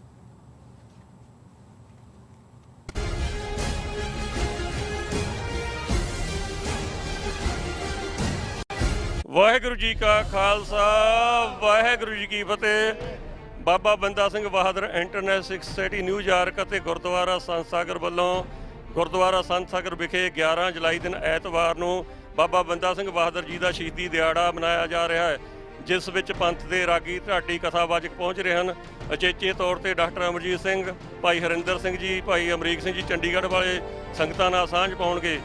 ਸਮੂਹ ਗੁਰਦੁਆਰਾ ਪ੍ਰਬੰਧਕ ਕਮੇਟੀਆਂ, ਪੰਥਕ ਜਥੇਬੰਦੀਆਂ, ਨਾਨਕ ਨਾਮ ਲਿਓ ਸੰਗਤਾਂ ਨੂੰ ਬੇਨਤੀ ਹੈ ਕਿ ਹੋਮ ਹਵਾ ਕੇ ਪਹੁੰਚੋ ਤੇ ਗੁਰੂ ਸਾਹਿਬ ਦੀਆਂ ਖੁਸ਼ੀਆਂ ਪ੍ਰਾਪਤ ਕਰੋ ਜੀ। ਵਾਹਿਗੁਰੂ ਜੀ ਕਾ ਖਾਲਸਾ ਵਾਹਿਗੁਰੂ ਜੀ ਕੀ ਫਤਿਹ।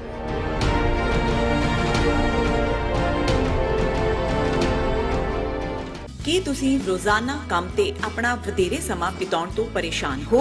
ਆਪਣੀ ਪੂੰਜੀ ਨੂੰ ਕੰਮ ਤੇ ਲਗਾਓ, ਸਾਡੇ ਨਾਲ ਇਨਵੈਸਟ ਕਰੋ। ਅਸੀਂ ਤੁਹਾਡੀ ਪੂੰਜੀ ਤੋਂ ਤੁਹਾਡੇ ਲਈ ਵਧੇਰੇ ਪੈਸੇ ਬਣਾ ਸਕਦੇ ਹਾਂ। ਅਸੀਂ ਪ੍ਰਾਈਵੇਟ ਇਕੁਇਟੀ ਇਨਵੈਸਟਮੈਂਟ ਫਰਮ ਹਾਂ ਤੇ ਕਮਰਸ਼ੀਅਲ ਰੀਅਲ ਏਸਟੇਟ ਵਿੱਚ ਮਾਹਿਰ ਹਾਂ।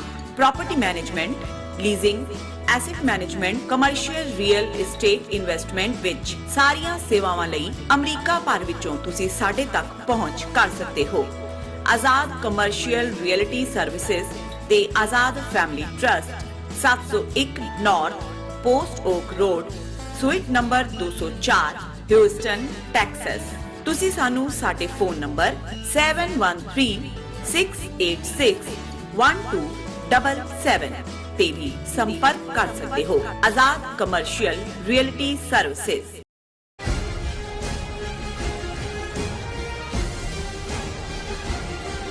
ਦਰਸ਼ਕੋ, ਬ੍ਰੇਕ ਤੋਂ ਬਾਅਦ ਤੁਹਾਡਾ ਸਭ ਦਾ ਭਰਪੂਰ ਸਵਾਗਤ ਹੈ। ਸੋ ਵਿਊਅਰਸ, ਹੁਣ ਆਪਾਂ ਗੱਲਬਾਤ ਕਰਨ ਜਾ ਰਹੇ ਹਾਂ ਕਿ ਐਸਜੀਪੀਸੀ ਦੀ ਪ੍ਰਧਾਨ ਬੀਬੀ ਜਗੀਰ ਕੌਰ ਨੇ ਮੰਗ ਕੀਤੀ ਹੈ ਕਿ ਕਰਤਾਰਪੁਰ ਸਾਹਿਬ ਦਾ ਕੋਰੀਡੋਰ ਸਿੱਖ ਯਾਤਰੂਆਂ ਲਈ ਫੌਰਨ ਖੋਲ੍ਹਿਆ ਜਾਵੇ।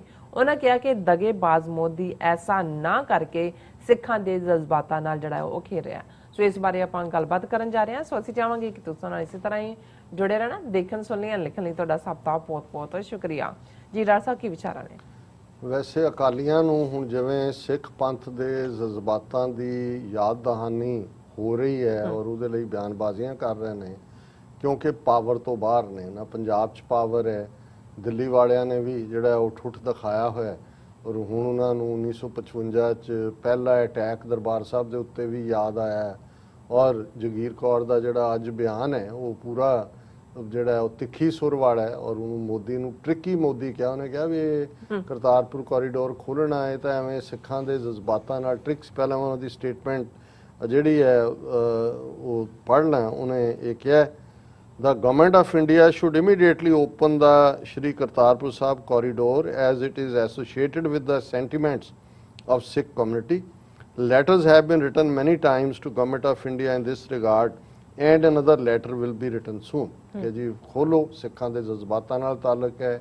ਅਸੀਂ ਚਿੱਠੀਆਂ ਲਿਖੀਆਂ ਨੇ, ਹੋਰ ਵੀ ਹੁਣ ਲਿਖਾਂਗੇ। ਫਿਰ ਉਹਨੇ ਇਹ ਕਿਹਾ ਕਿ ਵੀ she also alleged that it seems that Union government had opened the corridor only to trick Sikh devotees. ਇਹ ਟ੍ਰਿਕ ਕੌਮਿਆਂ 'ਚ ਹੈ, ਦਗਾਬਾਜ਼ੀ। ਇਹ ਜਿਹੜਾ ਖੋਲ੍ਹਣਾ ਹੀ ਕੀਤਾ ਸੀ, ਇਹ ਦਗਾਬਾਜ਼ੀ ਕੀਤੀ ਸੀ। If the government had been serious in this regard, it would have taken the initiative to reopen the long closed corridor, she told reporters, adding that as religious and other public places have reopened, COVID-19 can't be used an excuse to keep the corridor closed. ਕਿ ਤੁਸੀਂ ਫਰਵਰੀ ਤੋਂ ਇਹਨੂੰ ਬੰਦ ਕੀਤਾ ਹੋਇਆ, 2020 ਤੋਂ ਸਾਰੇ ਕੁਝ ਆਮ ਵਾਂਗ ਹੈ। ਮੰਦਰ ਖੁੱਲੇ ਨੇ, ਧਾਮ ਖੁੱਲੇ ਨੇ, ਲੱਖਾਂ ਲੋਕ ਹੁਣ as a tourist Manali, Kullu hill station ਤੇ ਥਰੋਂਗ ਕਰ ਰਹੇ ਨੇ। ਕਰਤਾਰਪੁਰ ਕੋਰੀਡੋਰ ਜਿਹੜੀ 70 ਸਾਲਾਂ ਦੀ ਅਰਦਾਸ, ਜਿਹਦੇ ਤੇ millions of dollars the investment Pakistan ਨੇ ਕੀਤੀ ਕਿ ਸਿੱਖਾਂ ਦੇ ਜਜ਼ਬਾਤ ਔਰ ਗੁਰੂ ਨਾਨਕ ਸਾਹਿਬ ਦੇ 550 ਸਾਲਾ ਪ੍ਰਕਾਸ਼ ਪੁਰਬ ਦੇ ਮੌਕੇ ਤੇ ਖੋਲੇ। ਔਰ ਇਸ ਤੇ ਕਿਉਂ ਨਹੀਂ? ਸੋ ਜ਼ਾਹਰ ਹੈ ਜੇ ਇਹਨਾਂ ਨੂੰ, ਅਕਾਲੀਆਂ ਨੂੰ ਇਹ ਸਮਝ ਆ ਜਾਏ ਕਿ ਟ੍ਰਿਕੀ, ਕਿ ਮੋਦੀ ਜਿਹੜਾ ਇਹ ਦਗੇਬਾਜ਼ ਹੈ ਔਰ ਇਹਨਾਂ ਨੇ ਕੋਈ ਜਿਹੜਾ ਸਟੈਂਡ ਲਿਆ ਹੁੰਦਾ, ਜਾਂ ਹੁਣ ਵੀ ਇਹ ਘਟੀਆ ਵੋਟਿੰਗ ਦੀ ਪੋਲਿਟਿਕਸ ਕਰ ਰਹੇ ਨੇ। ਪਰ ਤੁਸੀਂ ਕੁੱਲ ਮਿਲਾ ਕੇ ਦੇਖੋ ਕਿ ਵੀ ਓਵਰਆਲ ਲੀਡਰਸ਼ਿਪ ਕਿੱਥੇ ਹੈ। ਹੁਣ ਸਿੱਖਾਂ ਦਾ ਮਾਮਲਾ ਜਾਂ ਕਰਤਾਰਪੁਰ ਕੋਰੀਡੋਰ, ਇਹ ਪੰਜਾਬ ਦੇ ਇੰਟਰਸਟ ਵੀ ਇਹਦੇ ਨਾਲ ਜੁੜੇ ਹੋਏ ਨੇ। ਔਰ ਹੁਣ ਪੰਜਾਬ ਦਾ ਫਾਈਨੈਂਸ ਮਿਨਿਸਟਰ ਮਨਪ੍ਰੀਤ ਬਾਦਲ ਉਹ ਰਾਜਨਾਥ ਸਿੰਘ ਨੂੰ ਮਿਲਣ ਜਾਂਦਾ ਦਿੱਲੀ 'ਚ। ਹੁਣ ਅਜੇ ਤੱਕ ਇਹ ਬਿਲਕੁਲ, ਔਰ ਮੈਂ ਪਿਛਲੇ ਦਿਨਾਂ 'ਚ ਪ੍ਰਗਟ ਸਿੰਘ ਜਿਹੜੇ ਹਾਕੀ ਦੇ ਕੈਪਟਨ ਵੀ ਰਹੇ, 올림픽 'ਚ ਵੀ ਲੀਡ ਕੀਤਾ ਉਹਨਾਂ ਨੇ 2 ਟਾਈਮਸ, ਹੁਣ ਉਹ MLA ਵੀ ਨੇ, ਕਾਂਗਰਸ ਦੇ ਨੇ। ਉਹਨਾਂ ਦਾ ਮੈਂ ਇੱਕ ਇੰਟਰਵਿਊ ਦੇਖ ਰਿਹਾ ਸੀ, ਉਹਦੇ 'ਚ ਪ੍ਰਗਟ ਸਿੰਘ ਨੇ ਕਿਹਾ ਕਿ ਵੀ ਜਦੋਂ ਕੈਨੇਡਾ ਦੇ ਡਿਫੈਂਸ ਮਿਨਿਸਟਰ ਹਰਜੀਤ ਸਿੰਘ ਸੱਜਣ ਗਏ ਭਾਰਤ, ਉਹਨਾਂ ਨੂੰ ਦਿੱਲੀ ਦੇ ਵਿੱਚ ਤਾਂ ਗਾਰਡ ਆਫ ਆਨਰ ਦਿੱਤਾ ਗਿਆ ਕਿਉਂਕਿ ਡਿਫੈਂਸ ਮਿਨਿਸਟਰ ਸੀ, ਰੈਕਗਨਾਈਜ਼ ਕੀਤਾ। ਈਵਨ ਮਨੋਹਰ ਲਾਲ ਖੱਟੜ ਹਰਿਆਣੇ ਦੇ ਚੀਫ ਮਿਨਿਸਟਰ ਨੇ 1-to-1 ਮੀਟਿੰਗ ਕੀਤੀ।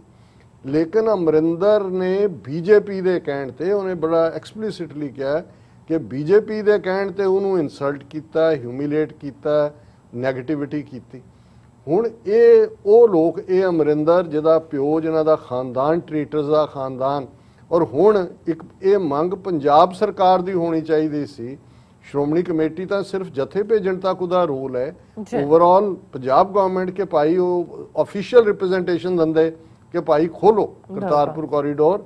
ਇਹ ਕਰੋੜਾਂ ਸਿੱਖਾਂ ਦੇ ਜਜ਼ਬਾਤਾਂ ਦੇ ਨਾਲ ਜੁੜਿਆ ਹੋਇਆ। ਲੇਕਿਨ ਇਹਦੇ ਉਲਟ ਫਾਈਨੈਂਸ ਮਿਨਿਸਟਰ ਮਨਪ੍ਰੀਤ ਬਾਦਲ ਰਾਜਨਾਥ ਸਿੰਘ ਨੂੰ ਮਿਲਦਾ ਦਿੱਲੀ 'ਚ ਜਾ ਕੇ, ਔਰ ਉਹ ਮੰਗ ਕੀ ਕਰਦੇ, ਔਰ ਹੈਡਲਾਈਨ ਹੈ Manpreet Badal meets Rajnath Singh, six setting up of 2 more Sainik schools in Punjab. ਔਰ ਉਹਨਾਂ ਨੂੰ ਇਹ ਕਹਿ ਰਿਹਾ ਕਿ ਜੀ ਇਹ ਹੁਣ ਉਹ ਨਾਲ ਦੀ ਨਾਲ ਖੁਦ ਟਵੀਟ ਕਰਦਾ ਹੈ, met union defence minister honourable Rajnath Singh ji and sought 2 more Sainik schools in Punjab at Gurdaspur and Bathinda. ਉਹਨਾਂ ਨੂੰ ਕਹਿ ਰਹੇ ਨੇ ਜੀ ਕਿ ਇੱਕ ਹੋਰ ਸਾਨੂੰ ਫੌਜੀ ਸਕੂਲ ਖੋਲ ਦਿਓ ਗੁਰਦਾਸਪੁਰ ਤੇ ਇੱਕ ਬਠਿੰਡੇ, ਵੀ ਤੁਸੀਂ ਪੰਜਾਬ ਦੇ ਮੁੰਡੇ ਮਰਵਾਉਣੇ ਨੇ। ਬਾਕੀ ਸਾਰੇ ਪਾਸਿਓਂ ਧੱਕੇ ਤੁਹਾਨੂੰ ਉਹਨਾਂ ਨੇ ਬਾਹਰ ਕੀਤਾ ਹੋਇਆ। ਇਕਨੋਮਿਕਲੀ ਤੁਸੀਂ 19ਵੇਂ ਨੰਬਰ ਤੇ ਹੋ, ਕਿਸਾਨ ਤੁਹਾਡਾ 550 ਤੋਂ ਜ਼ਿਆਦਾ ਜਿਹੜੇ ਨੇ ਉਹ ਸ਼ਹੀਦ ਹੋ ਚੁੱਕੇ ਨੇ, ਉਧਰ ਕੋਈ ਕੰਨ ਧਰਨ ਨੂੰ ਤਿਆਰ ਨਹੀਂ। ਡਰਾਮੇਬਾਜ਼ੀਆਂ ਤੁਸੀਂ ਕਰ ਰਹੇ ਹੋ ਪੰਜਾਬ 'ਚ, ਉਸੇ ਤਰ੍ਹਾਂ ਡਰੱਗਸ ਔਰ ਦੂਸਰਾ ਔਰ ਲੁੱਟ ਪੂਰੀ ਮਚਾਈ ਹੋਈ ਹੈ, ਸੈਂਡ ਮਾਫੀਆ ਔਰ ਦੂਜਾ ਕਿੰਨੇ ਹਜ਼ਾਰ ਕਰੋੜ ਜਿਹੜੇ ਨੇ ਉਹ ਤੁਹਾਡੇ ਯਾਰ ਜਿਹੜੇ ਨੇ ਉਹ ਖਾ ਰਹੇ ਨੇ ਉਸ ਮਾਫੀਆ 'ਚ ਰਲੇ ਹੋਏ। ਔਰ ਉੱਥੇ ਜਾ ਕੇ ਉਹ ਕਹਿ ਰਿਹਾ ਕਿ ਜੀ ਇਹ ਨਾਲ ਫਿਰ ਉਹਨੇ ਮੰਗ ਕੀਤੀ also sought NOC from defence ministry for establishing a bus terminus at Bathinda, ਕਿ ਜੀ ਸਾਨੂੰ ਇਹ ਨੋ ਆਬਜੈਕਸ਼ਨ ਸਰਟੀਫਿਕੇਟ ਦਿਓ ਕਿਉਂਕਿ ਅਸੀਂ ਇੱਕ ਬੱਸ ਸਟੈਂਡ ਖੋਲ੍ਹਣਾ ਚਾਹੁੰਦੇ ਹਾਂ। ਇਹ ਹਾਲ ਬਣ ਗਿਆ। ਹੁਣ ਜਦੋਂ ਤੁਸੀਂ ਦੇਖਦੇ ਹੋ ਕਿ ਵੀ ਪੌਣੇ 200 ਸਾਲ ਪਹਿਲਾਂ ਜਿਹੜੀ ਕੌਮ ਦੇ ਇਹ ਪ੍ਰਾਈਡ ਹੋਏ ਕਿ ਭਾਈ ਅਸੀਂ ਰਾਜ ਭਾਗ ਦੇ ਵਾਰਸ, ਅਸੀਂ ਸੋਵਰਨ, ਅੱਜ ਉਸ ਹਕੂਮਤ ਦਾ ਉਹਨਾਂ ਨੂੰ ਕੋਈ ਫਿਕਰ ਨਹੀਂ ਹੈ। ਕੌਮ ਦੇ ਜਜ਼ਬਾਤਾਂ ਦਾ, ਗੁਰੂ ਗ੍ਰੰਥ ਸਾਹਿਬ ਦੇ ਸਰੂਪਾਂ ਦੀ ਬੇਅਦਬੀ ਹੋ ਰਹੀ ਹੈ। ਇੱਕ ਉਹ ਸੂਰੀ ਜਿਹੜਾ ਹੈ ਉਹ ਕਿਸ ਕਿਸਮ ਦੇ ਬਕਵਾਸ ਕਰ ਰਿਹਾ, ਹਾਲਾਂ ਸਿੰਘਾਂ ਨੇ ਜਾ ਕੇ ਘੇਰਿਆ ਔਰ ਪੁਲਿਸ ਜਿਹੜੀ ਹੈ ਫਿਰ ਉਹਨੂੰ ਜਿਹੜਾ ਉਹ ਕੇਸ ਰਜਿਸਟਰ ਕਰਨਾ ਪਿਆ। ਪਰ ਮਤਲਬ ਪੰਜਾਬ ਦੇ ਵਿੱਚ ਇੱਕ ਸਿੱਖ ਪੱਗ ਵਾਲਾ ਚੀਫ ਮਿਨਿਸਟਰ ਹੋਏ, ਹਕੂਮਤ ਉਹ ਵੀ ਪੂਰੀ ਬੀਜੇਪੀ ਦੇ ਨਾਲ। ਜੇ ਹੁਣ ਹਰਜੀਤ ਸਿੰਘ ਸੱਜਣ ਜਿਹੜਾ ਪ੍ਰਾਈਡ ਕਿ ਭਾਈ ਪੰਜਾਬ ਚੋਂ ਇੱਕ ਫੈਮਿਲੀ ਆਈ, ਬਾਪ ਉਹਦੇ ਨੇ ਸਟਰਗਲ ਕੀਤੀ, ਮੁੰਡਾ ਮਿਹਨਤ ਕਰਕੇ ਕਿਸ ਲੈਵਲ ਤੱਕ ਪਹੁੰਚਿਆ, ਰੈਕਗਨੀਸ਼ਨ ਹੈ ਕਿ ਕੈਨੇਡਾ ਦਾ ਡਿਫੈਂਸ ਮਿਨਿਸਟਰ ਜਿਹੜਾ, ਔਰ ਮੈਂ ਇੱਕ ਪੁਰਾਣੀ ਪਿਕਚਰ ਘੁੰਮ ਰਹੀ ਸੀ ਕੱਲ ਕਿ ਵੀ ਉਹ 에ਅਰਪੋਰਟ ਦੇ ਉੱਤੋਂ ਕਿਸੇ ਥਾਂ ਤੋਂ ਗੁਜ਼ਰ ਰਿਹਾ ਤੇ ਇੱਕ ਪਾਸੇ ਹਰਜੀਤ ਸਿੰਘ ਸੱਜਣ ਡਿਫੈਂਸ ਮਿਨਿਸਟਰ ਹੈ ਤੇ ਮਲੇਸ਼ੀਆ ਦਾ ਪੁਲਿਸ ਚੀਫ ਸਿੱਖ ਜਿਹੜਾ ਯੂਨੀਫਾਰਮ 'ਚ ਆ, ਦੋਨੋਂ ਹੱਥ ਮਿਲਾ ਰਹੇ ਨੇ ਔਰ ਉਹ ਸ਼ਾਰਟ ਚਾਰਜ ਫੇਰੇ 에ਅਰਪੋਰਟ ਤੇ ਦੱਸਣ ਲਈ ਕਿ ਭਾਈ ਇੱਥੇ ਆ ਕੇ ਕਿਵੇਂ ਉਹਨਾਂ ਨੇ ਆਪਣੀ ਥਾਂ ਬਣਾਈ ਹੈ। ਪਰ ਹਰਜੀਤ ਸਿੰਘ ਸੱਜਣ ਨੂੰ ਇਨਸਲਟ ਕੀਤਾ ਅਮਰਿੰਦਰ ਨੇ। ਉਸੇ ਬੀਜੇਪੀ ਦੇ ਕਹਿਣ ਤੇ ਫਿਰ ਜਸਟਿਨ ਟਰੂਡੋ ਦੀ ਜਿਹੜੀ ਭਾਰਤ ਫੇਰੀ ਸੀ ਖਾਸ ਤੌਰ ਤੇ ਪੰਜਾਬ ਦੀ, ਉਹਨੂੰ ਕਿਸ ਕਿਸਮ ਜਿਹੜਾ ਜ਼ਲੀਲ ਕੀਤਾ। ਮੁੜ ਕੇ ਉਹਦੇ ਮੂੰਹੋਂ ਕੋ ਉਸ ਕਿਸਮ ਦੀ ਗੱਲ ਨਹੀਂ ਨਿਕਲੀ ਹੈ ਕਿ ਉਹ ਕਿੰਨੇ ਚਾਅ ਨਾਲ, ਪਿਆਰ ਨਾਲ ਔਰ ਦੂਸਰਾ ਸੋ ਇਹ ਇਸ ਕਿਸਮ ਦੇ ਬਣੇ ਹੋਏ ਨੇ। ਇਹ ਵੀ ਬੀਬੀ ਜਗੀਰ ਕੌਰ ਦੀ ਜਿਹੜੀ ਹੈ ਉਹ ਖਾਨਾ ਪੂਰਤੀ ਹੈ ਕਿਉਂਕਿ ਆਊਟ ਆਫ ਪਾਵਰ ਨੇ ਸਿੱਖਾਂ ਨੂੰ ਦੱਸਣਾ ਹੈ ਕਿ ਜੀ ਮੈਂ ਅੱਗੇ ਵੀ ਚਿੱਠੀ ਲਿਖੀ ਹੈ, ਇੱਕ ਹੋਰ ਤੁਸੀਂ ਜਾ ਕੇ ਬੈਠੋ ਧਰਨੇ ਤੇ, ਲੀਡ ਕਰੋ ਜਥੇ, ਉਹ ਮੋਰਚਾ ਲਾਓ ਕਿ ਭਾਈ ਖੋਲੋ ਇਹਨੂੰ ਕਰਤਾਰਪੁਰ ਕੋਰੀਡੋਰ। ਨਹੀਂ ਹੈ ਧੱਕੇ ਨਾਲ ਉਹਨੂੰ ਪੁੱਟ ਕੇ ਬਾਹਰੇ ਮਾਰੋ। ਕਿੰਨਿਆਂ ਨੂੰ ਹਜ਼ਾਰਾਂ ਲੱਖਾਂ ਸਿੱਖ ਪਹੁੰਚ ਜਾਣ ਤੇ ਕੀ ਕਰਨ, ਕਹਿਣ ਜੀ ਖੋਲੋ, ਨਹੀਂ ਹੈ ਦਿੱਲੀ ਦਾ ਬੰਦ ਕਰ ਲਓ, ਅਸੀਂ ਇੱਧਰ ਨੂੰ ਜਾਣਾ। ਬਿਲਕੁਲ। ਸੋ ਇਹ ਡਰਾਮੇਬਾਜ਼ੀਆਂ ਨੇ ਔਰ ਇਹ ਗੁਲਾਮ ਲੋਕਾਂ ਵਾਂਗ ਬਿਹੇਵ ਕਰ ਰਹੇ ਜੀ। ਡਾਕਟਰ ਸਾਹਿਬ ਤੁਹਾਡਾ ਬਹੁਤ ਬਹੁਤ ਸ਼ੁਕਰੀਆ, ਤੁਸੀਂ ਆਪਣੇ ਵਿਚਾਰ ਸਾਡੇ ਦਰਸ਼ਕਾਂ ਨਾਲ ਸਾਂਝੇ ਕੀਤੇ ਨੇ। ਸੋ ਇੱਥੇ ਲੈਣੇ ਬ੍ਰੇਕ। ਵਿਊਅਰਸ ਤੁਸੀਂ ਕਿਤੇ ਨਹੀਂ ਜਾਣਾ, ਮਿਲਦੇ ਹਾਂ ਆਫਟਰ ਦਿਸ ਸ਼ਾਰਟ ਬ੍ਰੇਕ।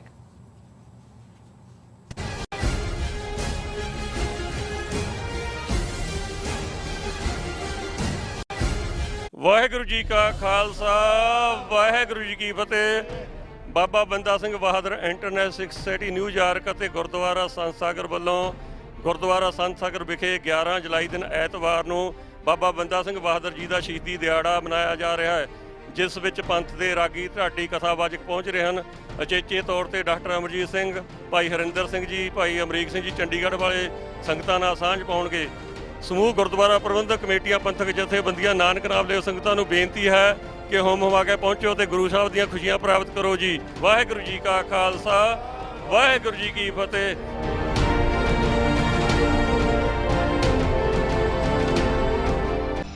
ਕਦੋਂ ਤੱਕ, ਹਾਂ ਕਦੋਂ ਤੱਕ ਅਸੀਂ ਭਾਰਤ ਅਤੇ ਦੁਨੀਆ ਭਰ ਦੇ ਵਿੱਚ ਵਸਦੇ ਸਿੱਖਾਂ ਦੇ ਮਸਲਿਆਂ ਤੇ ਭਾਰਤੀ ਚੈਨਲਾਂ ਦਾ ਝੂਠਾ ਪ੍ਰੋਪੇਗੈਂਡਾ ਬਰਦਾਸ਼ਤ ਕਰਦੇ ਰਹਾਂਗੇ।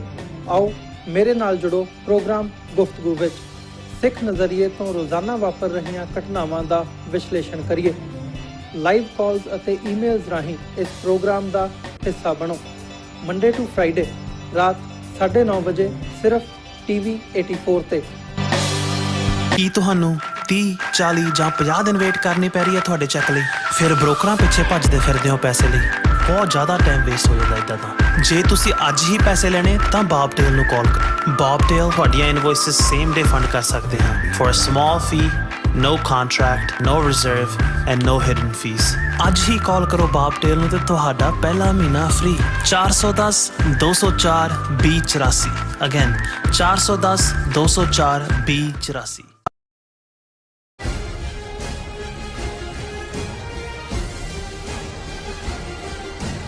Viewers welcome back from program. So viewers, ਹੁਣ ਆਪਾਂ ਐਂਡ ਵਾਲੇ ਦੇ ਸੈਕਸ਼ਨ ਦੇ ਵਿੱਚ ਗੱਲਬਾਤ ਕਰਨ ਜਾ ਰਹੇ ਹਾਂ ਪਾਕਿਸਤਾਨ ਦੇ ਹਵਾਲੇ ਨਾਲ ਕਿ ਪਾਕਿਸਤਾਨ ਨੇ 21 ਕਰੋੜ ਰੁਪਏ ਦੀ ਲਾਗਤ ਨਾਲ ਪਾਕਿਸਤਾਨ ਦੇ ਜ਼ਿਲ੍ਹਾ ਨਨਕਾਣਾ ਸਾਹਿਬ ਵਿੱਚ ਇੱਕ ਖੂਬਸੂਰਤ ਜਿਹੜਾ ਰੇਲਵੇ ਸਟੇਸ਼ਨ ਹੈ ਉਹ ਤਾਮੀਰ ਕਰਵਾਇਆ ਹੈ। ਸੋ ਗੁਰਦੁਆਰਾ ਸਾਹਿਬ ਦੇ ਡਿਜ਼ਾਈਨ ਤੇ ਬਣਾਏ ਗਏ ਇਸ ਵਿਸ਼ਾਲ ਰੇਲਵੇ ਸਟੇਸ਼ਨ ਤੇ ਖੁੱਲਾ ਹਾਲ ਵੀ ਬਣਾਇਆ ਗਿਆ ਹੈ ਜਿੱਥੇ ਦੀਵਾਨ ਸਜਾਇਆ ਜਾ ਸਕਦਾ ਹੈ ਔਰ ਯਾਤਰੂਆਂ ਦੇ ਆਰਾਮ ਦੇ ਲਈ ਬਹੁਤ ਸਾਰੇ ਕਮਰੇ ਵੀ ਬਣਵਾਏ ਗਏ ਨੇ।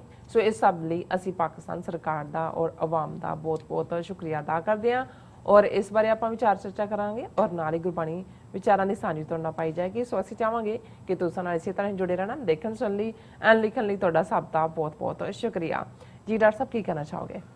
ਦੇਖੋ, ਇੱਕ ਪਾਸੇ ਮਨਜਿੰਦਰ ਸਰਸੇ ਵਰਗੇ RSS ਦੇ ਏਜੰਟ ਔਰ ਕੁਝ ਹੋਰ ਭਾਵਕ ਕਿਸਮ ਦੇ ਨਾ ਸਮਝ ਸਾਡੇ ਨੌਜਵਾਨ ਜਿਹੜੇ RSS ਵੱਲੋਂ, ਹਿੰਦੂ ਤਵੀ ਮੀਡੀਆ ਵੱਲੋਂ, ਉਹਨਾਂ ਦੇ ਸੋਸ਼ਲ ਮੀਡੀਆ ਤੰਤਰ ਵੱਲੋਂ ਜਿਹੜੀਆਂ ਝੂਠ ਦੀਆਂ ਖਬਰਾਂ ਜਿਹੜੀਆਂ ਨੇ ਥਰੋ ਕੀਤੀਆਂ ਜਾਂਦੀਆਂ ਨੇ ਉਹਨੂੰ ਲੈ ਕੇ ਜਿਹੜੇ ਨੇ ਜਿਹਨੂੰ ਕਹਿੰਦੇ ਨੇ to blow hot and cold, ਤੱਤੇ ਠੰਡੇ ਹੋ ਰਹੇ ਹੁੰਦੇ ਨੇ। ਲੇਕਿਨ ਦੂਸਰੇ ਪਾਸੇ ਜਦੋਂ ਅਸੀਂ ਦੇਖਦੇ ਹਾਂ ਕਿ ਇਹਦੇ 'ਚ ਕੋਈ ਸ਼ੱਕ ਨਹੀਂ ਹੈ ਕਿ ਸਮਾਜਿਕ ਪੱਧਰ ਦੇ ਉੱਤੇ ਜਿੱਥੇ ਲੋਕ ਇਕੱਠੇ ਰਹਿੰਦੇ ਨੇ ਉੱਥੇ ਸਮੱਸਿਆਵਾਂ ਵੀ ਹੁੰਦੀਆਂ ਨੇ, ਉਹਨਾਂ ਦਾ ਜਿਹੜੇ ਸਿਆਣੇ ਨੇ ਉਹ ਬੈਠ ਕੇ ਹੱਲ ਵੀ ਕੱਢਦੇ ਨੇ। ਲੇਕਿਨ RSS ਨੂੰ ਤਾਂ ਇਹੀ ਲੱਗਦਾ ਹੈ ਕਿ ਭਾਈ ਇਹ ਦੋ ਕੌਮਾਂ ਦੀ ਕੁਰਬਤ ਕਿਵੇਂ ਹੋ ਗਈ। ਔਰ ਖਾਸ ਤੌਰ ਤੇ ਕਰਤਾਰਪੁਰ ਸਾਹਿਬ ਕੋਰੀਡੋਰ ਜਦੋਂ 2019 ਦੇ ਵਿੱਚ 9 ਨਵੰਬਰ ਨੂੰ ਜਿਹੜਾ ਇਮਰਾਨ ਖਾਨ ਸਾਹਿਬ ਦੀ ਹਕੂਮਤ ਸਾਡੀ ਲਗਭਗ 70-72 ਸਾਲ ਦੀ ਅਰਦਾਸ ਪੂਰੀ ਕਰਦੇ ਨੇ, ਰੱਬ ਵੱਲੋਂ ਹੁੰਦਾ ਹੈ, ਲੇਕਿਨ ਇਹ ਕਿਸੇ ਨੂੰ ਹੀ ਇਹ ਜਿਹੜਾ ਮਾਣ ਮਿਲਦਾ ਕਿ ਉਹ ਇਸ ਪਾਸੇ ਕਦਮ ਚੁੱਕਣ ਤੇ ਉਹ ਸਮੁੱਚੀ ਸਿੱਖ ਕੌਮ ਦਾ ਦਿਲ ਜਿੱਤ ਲੈਂਦੇ ਨੇ। ਔਰ ਜਿਵੇਂ ਫਿਰ ਡਾਇਸਪੋਰਾ ਸਿੱਖ ਹੋਣ, ਭਾਰਤ 'ਚੋਂ ਜਿਹੜੇ ਸਿੱਖ ਆਏ, ਜਿਹੜੀ ਉਹਨਾਂ ਨੇ ਪਾਕਿਸਤਾਨ ਦੇ ਲੋਕਾਂ ਦੀ ਮੁਹੱਬਤ, ਪ੍ਰਾਹੁਣਾਚਾਰੀ, ਮਹਿਮਾਨ ਨਵਾਜ਼ੀ ਔਰ ਉਹਨਾਂ ਦੇ ਖੁਸ਼ ਖਲੂਕ ਵਰਤਾਰੇ ਨੂੰ ਦੇਖਿਆ ਤੇ ਬਹੁਤ ਸਾਰਿਆਂ ਨੂੰ ਜੋ ਉਹਨਾਂ ਨੂੰ ਉੱਥੋਂ ਦੇ ਮੀਡੀਆ ਦੇ ਥੱਲੇ ਜਾਂ ਉਹਨਾਂ ਦੀਆਂ ਟੈਕਸਟ ਬੁੱਕਸ ਦੇ ਥੱਲੇ ਜਿਸ ਕਿਸਮ ਦਾ ਝੂਠ ਪੜ੍ਹਾਇਆ ਗਿਆ ਸੀ ਉਹ ਉਹਦੇ ਸਾਰੇ ਜਿਹੜੇ ਨੇ ਉਹ ਪਾਜ ਉਗੜ ਗਏ। ਔਰ ਇਹ ਘਬਰਾਈ ਹਕੂਮਤ। ਔਰ ਅਸੀਂ ਪਿਛਲੇ ਸੈਗਮੈਂਟ ਡਿਸਕਸ ਕੀਤਾ ਕਿ ਕਿਵੇਂ ਸਭ ਕੁਝ ਖੁੱਲ ਗਿਆ ਮੁਲਕ ਦੇ ਵਿੱਚ, ਪਰ ਕਰਤਾਰਪੁਰ ਸਾਹਿਬ ਕੋਰੀਡੋਰ, ਕਿਉਂਕਿ ਉਹ ਕੋਰੀਡੋਰ ਆਫ ਜਿਵੇਂ ਉਸ ਵੇਲੇ ਜਦੋਂ ਮਿਸਟਰ ਐਂਟੋਨੀਓ ਗੁਟਰੇਸ ਜਿਹੜੇ ਨੇ ਉਹ ਜਾਂਦੇ ਨੇ ਕਰਤਾਰਪੁਰ ਸਾਹਿਬ, UN ਦੇ ਸੈਕਟਰੀ ਜਨਰਲ, ਤੇ ਉਹਨਾਂ ਨੇ ਕਿਹਾ ਸੀ ਕਿ ਕੋਰੀਡੋਰ ਆਫ ਲਵ। ਔਰ ਸੱਚਮੁੱਚ ਜਿਹੜੇ ਹਜ਼ਾਰਾਂ ਲੋਕ ਉੱਥੇ ਗਏ ਭਾਰਤੀ ਪੰਜਾਬ ਤੋਂ ਔਰ ਦੂਸਰੀਆਂ ਥਾਵਾਂ ਤੋਂ, ਉਹਨਾਂ ਨੇ ਮਹਿਸੂਸ ਕੀਤਾ ਕਿ ਬਾਈ ਕੀ, ਔਰ ਉਹਨਾਂ ਨੂੰ ਇਹ ਲੱਗਾ ਕਿ ਵੀ ਇਹ ਤਾਂ ਜਿਹੜਾ ਇੱਕ ਵਾਰ ਇੱਥੋਂ ਹੋ ਕੇ ਜਾਂਦਾ ਹੈ, ਭਾਵੇਂ ਰਾਤ ਵੀ ਨਹੀਂ ਰਹਿਣ ਦਿੱਤਾ ਜਾਂਦਾ, ਉਹ ਤਾਂ ਐਂਬੈਸਡਰ ਆਫ ਲਵ ਬਣ ਜਾਂਦਾ। ਔਰ ਉਹਨਾਂ ਦਾ ਏਜੰਡਾ ਜਿਹੜਾ ਉਹਨਾਂ ਨੇ ਸਿੱਖਾਂ ਨੂੰ ਭੜਕਾ ਕੇ ਹਮੇਸ਼ਾ ਮੁਸਲਮਾਨਾਂ ਦੇ ਖਿਲਾਫ ਵਰਤਣਾ ਇਹ ਉਹਨਾਂ ਦਾ ਜਿਹੜਾ ਉਹਨਾਂ ਨੂੰ ਲੱਗਾ ਵੀ ਇਹ ਤਾਂ ਸਾਬੋਤਾਜ ਹੋ ਰਿਹਾ। ਹੁਣ ਇਹੀ ਜਿਹੜੀ ਅੱਜ ਨਫ਼ਰਤ ਦਾ ਦੌਰ ਦੌਰਾ ਅਸੀਂ ਦੇਖ ਰਹੇ ਹਾਂ RSS ਦੇ ਰਾਹੀਂ ਔਰ ਦੂਸਰੇ ਇੱਕ ਪਾਸੇ ਖੜਾ ਕੀਤਾ ਹੋਇਆ, ਪਰ ਪਾਕਿਸਤਾਨ ਦੀ ਜਨਾਬ ਇਮਰਾਨ ਖਾਨ ਸਾਹਿਬ ਦੀ ਹਕੂਮਤ ਆਪਣਾ ਜੋ ਉਹਨਾਂ ਨੇ ਜਿਨ੍ਹਾਂ ਨੂੰ ਤੁਸੀਂ ਨਿਸ਼ਾਨੇ ਕਹਿੰਦੇ ਹੋ ਉਹ ਮਿੱਥੇ ਹੋਏ ਨੇ ਕਿ ਉਹਨਾਂ ਨੇ ਕੀ ਕਰਨੇ। ਜਿਵੇਂ 550 ਸਾਲਾਂ ਦੇ ਮੌਕੇ ਤੇ ਬਾਬਾ ਗੁਰੂ ਨਾਨਕ ਯੂਨੀਵਰਸਿਟੀ, ਜਿਸ ਬਾਰੇ ਅਸੀਂ ਕੱਲ ਗੱਲ ਕੀਤੀ ਸੀ ਕਿ ਆਲਰੇਡੀ ਉਸ ਦਾ ਪਹਿਲਾ ਪੜਾਅ ਮੁਕੰਮਲ ਹੋ ਗਿਆ ਕੰਸਟਰਕਸ਼ਨ ਦਾ ਔਰ ਦੂਸਰੇ ਐਜੂਕੇਸ਼ਨ ਬਲਾਕ ਦਾ ਫਾਊਂਡੇਸ਼ਨ ਸਟੋਨ ਰੱਖਿਆ ਗਿਆ। ਇਸੇ ਤਰ੍ਹਾਂ 550ਵੀਂ ਸਾਲਗਿਰਾਹ ਦੇ ਮੌਕੇ ਉਹਨਾਂ ਦੇ ਪ੍ਰਕਾਸ਼ ਪੁਰਬ ਦੀ ਜਿਹੜੇ ਮਿਸਟਰ ਰਸ਼ੀਦ ਰੇਲਵੇ ਮਿਨਿਸਟਰ ਨੇ ਉਹਨਾਂ ਨੇ ਐਲਾਨ ਕੀਤਾ ਸੀ ਕਿ ਅਸੀਂ ਇਸ ਗੱਲ ਦਾ ਧਿਆਨ ਰਿਹਾ ਕਿ ਜਦੋਂ ਪਰਵੇਜ਼ ਇਲਾਹੀ ਪਾਕਿਸਤਾਨੀ ਪੰਜਾਬ ਚੀਫ ਮਿਨਿਸਟਰ ਸਨ ਉਹਨਾਂ ਦੇ ਵੇਲੇ ਨਨਕਾਣਾ ਸਾਹਿਬ ਨੂੰ ਜ਼ਿਲ੍ਹੇ ਦਾ ਜਿਹੜਾ ਉਹ ਸਟੇਟਸ ਮਿਲਿਆ ਔਰ ਪ੍ਰੋਪਰ ਉਹਨੂੰ ਜਿਹੜਾ ਉਹ ਜ਼ਿਲ੍ਹਾ ਨਨਕਾਣਾ ਸਾਹਿਬ ਕਰਕੇ ਰਿਸਪੈਕਟਫੁਲੀ, ਇਹ ਨਹੀਂ ਹੈ ਕਿ ਕੱਲਾ ਨਨਕਾਣਾ ਸਾਹਿਬ ਉਸ ਡਿਸਟ੍ਰਿਕਟ ਦਾ ਨਾਂ ਹੈ। ਔਰ ਉਹਦੇ 'ਚ ਇਹ ਜਿਹੜੇ ਨੇ ਰੇਲਵੇ ਮਿਨਿਸਟਰ ਪਾਕਿਸਤਾਨ ਨੇ ਐਲਾਨ ਕੀਤਾ ਸੀ ਕਿ ਵੀ ਅਸੀਂ ਇੱਕ ਬਹੁਤ ਖੂਬਸੂਰਤ ਰੇਲਵੇ ਸਟੇਸ਼ਨ ਨਨਕਾਣਾ ਸਾਹਿਬ ਦੇ ਵਿੱਚ ਬਣਾਵਾਂਗੇ, ਜਿਸ ਦਾ ਡਿਜ਼ਾਈਨ ਉਵੇਂ ਹੀ ਹੋਏਗਾ ਆਊਟਰ ਆਰਕੀਟੈਕਟ ਜਿਵੇਂ ਸਿੱਖ ਗੁਰਦੁਆਰਿਆਂ ਦਾ ਹੁੰਦਾ ਹੈ।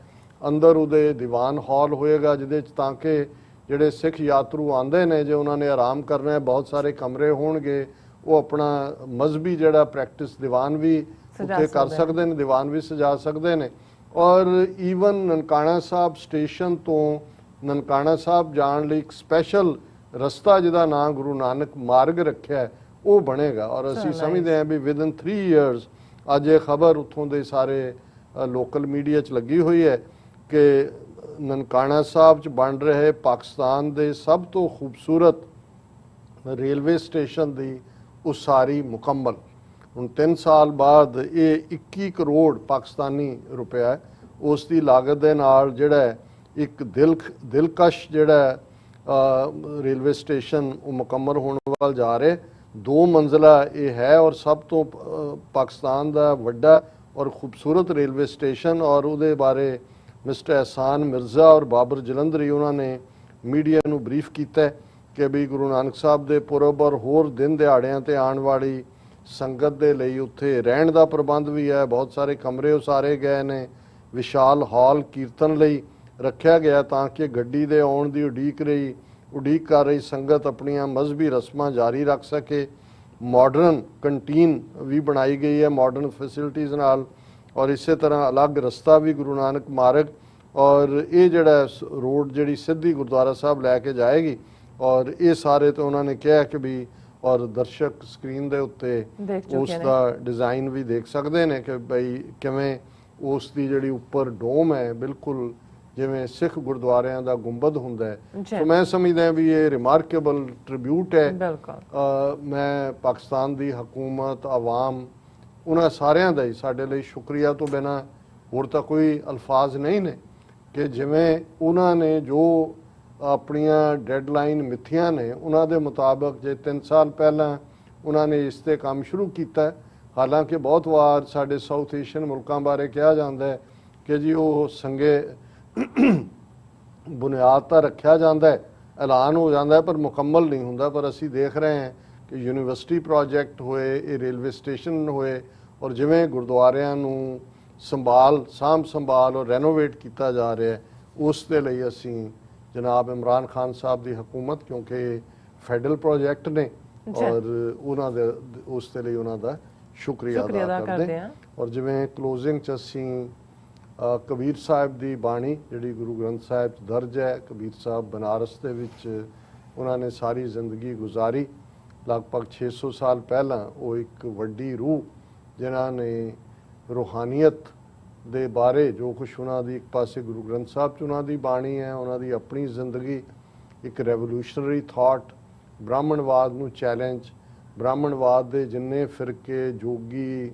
ਔਰ ਦੂਸਰੇ ਦਿਗੰਬਰ ਔਰ ਸਰੇਵੜੇ ਔਰ ਇਹ ਸਾਰੇ ਇਹਨਾਂ ਦੇ ਅੱਡ ਸੈਕਟਸ ਨੇ ਉਹਨਾਂ ਨੇ ਆਪਣੀ ਬਾਣੀ ਦੇ ਵਿੱਚ ਨਾਂ ਲੈ ਕੇ ਟਾਰਗੇਟ ਕੀਤਾ ਕਿ ਵੀ ਤੁਸੀਂ ਕਿਵੇਂ ਪਖੰਡ ਫੈਲਾ ਰਹੇ ਹੋ, ਲੋਕਾਂ ਨੂੰ ਗੁੰਮਰਾਹ ਕਰ ਰਹੇ ਹੋ, ਰੱਬ ਨੂੰ ਮਿਲਣਾ ਰੱਬ ਦੀ ਬੰਦਗੀ ਉਹ ਤਾਂ ਘਰ ਬੈਠ ਕੇ ਰੱਬ ਦੀ ਯਾਦ ਔਰ ਸਾਫ਼ ਦਿਲ ਨਾਲ ਰੱਬ ਦੇ ਕੁਰਬਤ ਤੁਹਾਨੂੰ ਹਾਸਲ ਹੋ ਸਕਦੀ ਹੈ। ਔਰ ਅੱਜ ਦਾ ਇਹ ਜਿਹੜਾ ਸ਼ਬਦ ਹੈ ਗੌੜੀ ਪੂਰਵੀ 12ਵੀਂ, ਇਹ ਵੀ ਇਸੇ ਤੇ ਹੀ ਹੈ। ਵਿਪਲ ਬਸਤਰ ਕੀਤੇ ਹੈ ਪਹਿਰੇ, ਕਿਆ ਬਨ ਮਦੇ ਬਾਸਾ, ਕਹਾਂ ਭਇਆ ਨਰ ਦੇਵਾ ਧੋਖੇ, ਕਿਆ ਜਲ ਬੋਰਿਓ ਗਿਆਤਾ, ਜੀਅਰੇ ਜਾਹੇਗਾ ਮੈਂ ਜਾਨਾ, ਅਬਗਤ ਸਮਝ ਆਨਾ, ਜਤ ਜਤ ਦੇਖੋ ਬਹੁਰ ਨਾ ਪੇਖੋ, ਸੰਗ ਮਾਇਆ ਲਪਟਾ ਨਾ ਰਹਾਓ। ਜਿਵੇਂ ਰਹਾਓ ਦੀ ਤੁਕ ਸੈਂਟਰਲ ਆਈਡੀਆ ਹੁੰਦਾ ਹੈ ਸ਼ਬਦ ਦਾ, ਕਬੀਰ ਸਾਹਿਬ ਕਹਿੰਦੇ ਨੇ ਕਿ ਮੈਂ ਜਿੱਧਰ ਦੇਖਦਾ ਮੈਨੂੰ ਤਾਂ ਉਹ ਵਾਹਿਗੁਰੂ ਹੀ ਨਜ਼ਰ ਆਉਂਦਾ ਹੈ। ਜਤ ਜਤ ਦੇਖੋ ਬਹੁਰ ਨਾ ਪੇਖੋ, ਸੰਗ ਮਾਇਆ ਮੈਨੂੰ ਤਾਂ ਉਹ ਨਜ਼ਰ ਆਉਂਦਾ ਹੈ, ਪਰ ਤੂੰ ਜਿੰਨੇ ਮਰਜ਼ੀ ਪਖੰਡ ਕਰ ਲੈ, ਜਿੰਨੇ ਮਰਜ਼ੀ ਭੇਖ ਕਰ ਲੈ, ਇਹ ਤੇਰੇ ਸਾਰੇ ਭੇਖ ਮਾਇਆ ਦੇ ਵਿੱਚ ਲਿਪਟੇ ਹੋਏ ਨੇ। ਮਤਲਬ ਇਹ ਹੈ ਕਿ ਇਹ ਦੁਨਿਆਵੀ ਮੁਫਾਦ ਲੈਣ ਦੇ ਲਈ ਆਪਣੇ ਇਸ ਕਿਸਮ ਦੇ ਭੇਖ ਉਹ ਗਾਬ ਨੂੰ ਕਹਿੰਦੇ ਨੇ, ਪਹਿਰਾਵੇ ਨੂੰ ਕਹਿੰਦੇ ਨੇ। ਔਰ ਸ਼ੁਰੂ ਉਹਨਾਂ ਨੇ ਕੀਤਾ ਵਿਪਲ ਬਸਤਰ ਕੀਤੇ ਹੈ ਪਹਿਰੇ। ਜੇ ਅੱਜ ਦੀ ਜ਼ੁਬਾਨ 'ਚ ਕਹਿਣਾ ਹੋਏ ਚੋਲੇ, ਅੱਜ ਵੀ ਇਸ ਕਿਸਮ ਦੇ ਫਰੋਡੀਏ ਨੇ, ਬੜੇ ਬੜੇ ਚੋਲੇ ਪਾ ਕੇ ਸੰਤ ਬਣੇ ਹੋਏ ਨੇ, ਬਾਬੇ ਬਣੇ ਹੋਏ ਨੇ। ਉਸ ਵੇਲੇ ਵੀ ਜਿਹੜੇ ਜੰਗਲਾਂ 'ਚ ਰਹਿਣ ਵਾਲੇ ਜਾਂ ਉੱਦਾਂ ਦੇ ਚੋਲੇ, ਕਿ ਵਿਪਲ ਕਹਿੰਦੇ ਨੇ ਖੁੱਲੇ ਕੱਪੜੇ, ਚੋਲੇ। ਵਿਪਲ ਬਸਤਰ ਕੀਤੇ ਹੈ ਪਹਿਰੇ, ਕਿ ਤੂੰ ਜਿੰਨੇ ਮਰਜ਼ੀ ਇਹ ਜਿਹੜੇ ਖੁੱਲੇ ਕੱਪੜੇ ਚੋਲੇ ਸਾਧਾਂ ਦੇ ਜਿਹੜੇ ਨੇ ਫਰੋਡੀਏ ਬਣ ਕੇ ਪਾ ਲੈ, ਕਿਆ ਬਨ ਮਦੇ ਬਾਸਾ, ਜੰਗਲ ਦੇ ਵਿੱਚ ਰਹਿਣਾ। ਬਨ ਜੰਗਲ ਨੂੰ ਮੱਧ ਹੁੰਦਾ ਕਿ ਜੰਗਲਾਂ ਦੇ ਵਿਚਕਾਰ ਕੁਟੀਆਂ ਬਣਾਈਆਂ ਹੋਈਆਂ ਨੇ ਜਾਂ ਗੁਫਾਵਾਂ ਦੇ ਵਿੱਚ, ਕਿ ਜੀ ਅਸੀਂ ਦੁਨੀਆ ਛੱਡ ਦਿੱਤੀ, ਮਾਇਆ ਤੋਂ ਅਸੀਂ ਦੂਰ ਹੋ ਗਏ। ਕਹਾਂ ਭਇਆ ਨਰ ਦੇਵਾ ਧੋਖੇ, ਇਹ ਸਾਰਾ ਨਰ ਦੇਵਾ ਉਹ ਰੱਬ, ਉਸ ਨੂੰ ਇਹ ਤੂੰ ਕਿਉਂ ਜੇ ਧੋਖੇ ਦੇ ਰਿਹਾ ਕਿ ਰੱਬ ਨੂੰ ਤਾਂ ਪਤਾ ਹੈ ਵੀ ਤੇਰੇ ਅੰਦਰ ਕੀ ਹੈ, ਤੇਰੀ ਕਰਤੂਤ ਕੀ ਹੈ। ਕਿਆ ਜਲ ਬੋਰਿਓ ਗਿਆਤਾ, ਜਲ ਬੋਰਿਓ 68 ਤੀਰਥ ਸਗਲ ਪੁੰਨ, 68 ਤੀਰਥ ਜਲ ਦੇ ਵਿੱਚ ਡੁਬਕੀ ਲਗਾਣਾ, ਕਿ ਉਹ ਪਾਇਆ ਹੋਇਆ ਕਰਮ ਕਾਂਡ ਕੇ ਜੀ ਗੰਗਾ ਜਮਨਾ ਸਰਸਵਤੀ ਗੋਦਾਵਰੀ ਸਾਰੀ ਉਮਰ ਉਹਦੇ 'ਚ ਗੋਤੇ ਜਿਹੜੇ ਜਾ ਕੇ ਲਾਓ ਤੁਹਾਡੇ ਪਾਪ ਧੁੱਪ ਜਾਣਗੇ। ਸੋ ਕਬੀਰ ਸਾਹਿਬ ਕਹਿੰਦੇ ਨੇ ਭਾਵੇਂ ਤੂੰ ਫਰੋਡੀਆ ਝੋਲੇ ਪਾ ਲੈ, ਭਾਵੇਂ ਜੰਗਲਾਂ ਦੇ ਵਿੱਚ ਰਹਿ ਲੈ, ਭਾਵੇਂ ਤੂੰ ਜਿਹੜਾ ਜਲ ਦੇ ਵਿੱਚ ਆਪਣੇ ਤੀਰਥਾਂ ਤੇ ਜਾ ਕੇ ਆਪਣੇ ਇਸ਼ਨਾਨ ਦਾ ਡਰਾਮਾ ਕਰ, ਜੀਅਰੇ ਜਾਹੇਗਾ ਮੈਂ ਜਾਨਾ, ਅਬਗਤ ਸਮਝ ਆਨਾ, ਕਿ ਉਹ ਮੂਰਖੋ ਇਹ ਸਮਝੋ, ਆਪਣੇ ਜੀੜੇ ਨੂੰ ਸਮਝਾਓ ਵੀ ਅਲਟੀਮੇਟਲੀ ਡੈਥ ਅਲਟੀਮੇਟ ਹੈ, ਅਵਗਤ ਹੈ, ਇਥੋਂ ਹਰ ਇੱਕ ਨੇ ਜਾਣਾ। ਔਰ ਇਹ ਜਦੋਂ ਰੱਬ ਨੂੰ ਤੁਸੀਂ ਹਰ ਇੱਕ ਦੇ ਵਿੱਚ ਦੇਖਣਾ ਸ਼ੁਰੂ ਕਰ ਦਿੰਦੇ ਹੋ, ਆਪਣੇ ਅੰਦਰ ਦੇਖਦੇ ਹੋ, ਫਿਰ ਤੁਹਾਨੂੰ ਮਾਇਆ ਦੀ ਜਿਹੜੀ ਹੈ ਲਪਟ, ਜਿਹਦੇ 'ਚ ਤੁਸੀਂ ਲਪਟੇ ਹੋਏ ਹੋ, ਫਸੇ ਹੋਏ ਹੋ, ਇਹ ਨਹੀਂ ਰਹਿੰਦਾ। ਗਿਆਨੀ ਧਿਆਨੀ ਬਹੁ ਉਪਦੇਸ਼ੀ, ਇਹੋ ਜਗ ਸਗਲੋ ਧੰਦਾ, ਕਹਿ ਕਬੀਰ ਇੱਕ ਰਾਮ ਨਾਮ ਬਿਨ, ਇਹ ਜਗ ਮਾਇਆ ਅੰਧਾ। ਉਹਨਾਂ ਨੇ ਕਿਹਾ ਵੀ ਉੱਪਰ ਤਾਂ ਚੋਲੇ ਵਾਲੇ ਫਰੋਡੀਏ, ਜੰਗਲਾਂ 'ਚ ਰਹਿਣ ਵਾਲੇ, ਤੀਰਥਾਂ ਤੇ ਨਹਾਉਣ ਵਾਲੇ, ਫਿਰ ਗਿਆਨੀ ਗਿਆਨਵਾਨ ਜਿਹੜੇ ਬਹਿਸਾਂ 'ਚ ਪੈਂਦੇ ਨੇ, ਜਿਹੜੇ ਦੱਸਦੇ ਨੇ ਕਿ ਜੀ ਜਿਹੜਾ ਉਹ ਬ੍ਰਹਮ ਕੀ ਹੈ, ਬ੍ਰਹਮ ਨੂੰ ਕਿਵੇਂ ਪਾਣਾ ਹੈ, ਚੁੰਝ ਚਰਚਾ ਵਾਲੇ, ਧਿਆਨੀ ਜਿਹੜੇ ਸਮਾਧੀਆਂ ਲਾ ਕੇ ਬੈਠੇ ਨੇ, ਸਿੱਧ ਜੋਗੀ, ਕਿ ਜੀ ਧਿਆਨ ਲੱਗਿਆ, ਸਾਡੀ ਤਾੜੀ ਲੱਗੀ ਹੋਈ ਹੈ। ਗਿਆਨੀ ਧਿਆਨੀ ਬਹੁ ਉਪਦੇਸ਼ੀ ਜਿਹੜੇ ਬਾਹਰ ਨਿਕਲ ਕੇ ਲੈਕਚਰ ਕਰਦੇ ਨੇ, ਅਵਰ ਉਪਦੇਸੈ ਆਪ ਨਾ ਕਰੈ, ਆਵਤ ਜਾਵਤ ਜਨਮੈ ਮਰੈ, ਉਹ ਕਿ ਦੂਸਰਿਆਂ ਨੂੰ ਉਪਦੇਸ਼ ਕਰਦੇ ਨੇ, ਆਪ ਉਹਦੇ ਤੇ ਕੁਛ ਹੈ ਨਹੀਂ। ਇਹ ਉਹ ਜਗ ਸਗਲੋ ਧੰਦਾ, ਕਬੀਰ ਸਾਹਿਬ ਕਹਿੰਦੇ ਨੇ ਇਹ ਸਾਰੇ ਮਾਇਆ ਦੇ ਹੀ ਧੰਦੇ ਨੇ। ਕੋਈ ਗਿਆਨੀ ਬਣਿਆ, ਕੋਈ ਧਿਆਨੀ ਬਣਿਆ, ਕੋਈ ਜੋਗੀ ਬਣਿਆ, ਕੋਈ ਚੋਲਾ ਪਾਇਆ, ਸਭ ਫਰਾਡ ਹੈ। ਕਹਿ ਕਬੀਰ ਇੱਕ ਰਾਮ ਨਾਮ ਬਿਨ, ਕਿ ਅਲਟੀਮੇਟ ਟਰੂਥ ਤਾਂ ਰੱਬ ਦਾ ਨਾਂ ਹੈ, ਔਰ ਉਹ ਰੱਬ ਜਿਹੜਾ ਹਰ ਇੱਕ ਦੇ ਵਿੱਚ ਰਮਿਆ ਹੋਇਆ। ਇਹ ਦਸ਼ਰਥ ਦਾ ਬੇਟਾ ਰਾਮ ਨਹੀਂ ਹੈ, ਇਹ ਉਹ ਜਿਹੜਾ ਓਮਨੀ ਪ੍ਰੈਜ਼ੈਂਟ ਹੈ। ਕਹਿ ਕਬੀਰ ਇੱਕ ਰਾਮ ਨਾਮ ਬਿਨ, ਇਹ ਜਗ ਮਾਇਆ ਧੰਦਾ, ਮਾਇਆ ਅੰਧਾ, ਕਿ ਇਹ ਜਿਹੜਾ ਸੰਸਾਰ ਹੈ ਇਹ ਮਾਇਆ ਦੀ ਉਸ ਜਕੜ ਦੇ ਵਿੱਚ ਅੰਨਾ ਹੋਇਆ ਹੋਇਆ, ਉਹਨੂੰ ਕੁਛ ਨਹੀਂ ਨਜ਼ਰ ਆਉਂਦਾ, ਕਿਉਂਕਿ ਮਾਇਆ ਦਾ ਲੇਪ ਚੜਿਆ ਹੋਇਆ। ਜੇ ਉਸ ਲੇਪ ਨੂੰ ਲਾ ਦਿਓ ਤੇ ਫਿਰ ਤੁਹਾਨੂੰ ਨਜ਼ਰ ਆਏਗਾ ਜਤ ਦੇਖਾਂ ਤਤ ਤੂੰ। ਇਹ ਅੱਜ ਦਾ ਵਿਚਾਰ। ਤੁਹਾਡਾ ਬਹੁਤ ਬਹੁਤ ਸ਼ੁਕਰੀਆ। ਤੁਸੀਂ ਅੱਜ ਦੇ ਐਮੀ ਸ਼ੂ ਅੱਜ ਦਾ ਵਿਚਾਰ ਸਾਡੇ ਦਰਸ਼ਕਾਂ ਨਾਲ ਸਾਂਝਾ ਕੀਤਾ। ਇਸ ਨਾਲ ਆਪਣੇ ਵਿਊਅਰਸ ਕੋਲ ਨੇ ਇਜਾਜ਼ਤ। ਵਿਊਅਰਸ, ਸਾਡੇ ਪ੍ਰੋਗਰਾਮ ਦਾ ਸਮਾਂ ਇੱਥੇ ਸਮਾਪਤ ਹੁੰਦਾ। ਤੁਸੀਂ ਆਪਣੀ ਰਾਏ ਤੇ ਸੁਝਾਅ ਸਾਨੂੰ ਭੇਜਣਾ ਭੁੱਲਣਾ। ਸਾਡੇ ਇਸ ਪਤੇ ਤੇ sos@tvreports.tv ਤੇ ਅਸੀਂ ਆਪਣਾ ਪ੍ਰੋਗਰਾਮ ਲੈ ਕੇ ਫਿਰ ਦੁਬਾਰਾ ਤੁਹਾਡੇ ਸਾਹਮਣੇ ਹੋਵਾਂਗੇ। ਤਦ ਤੱਕ ਲਈ ਮੈਨੂੰ ਤੇ ਆਪਣਾ ਸੁਣਾ ਗਿਆ ਦੋ ਦੇਖਦੇ ਰਹੋ TV24 ਬੁਲਾ ਦਿਓ ਫਤਿਹ। ਵਾਹਿਗੁਰੂ ਜੀ ਕਾ ਖਾਲਸਾ, ਵਾਹਿਗੁਰੂ ਜੀ ਕੀ ਫਤਿਹ। ਰੱਬ ਰਾਖਾ।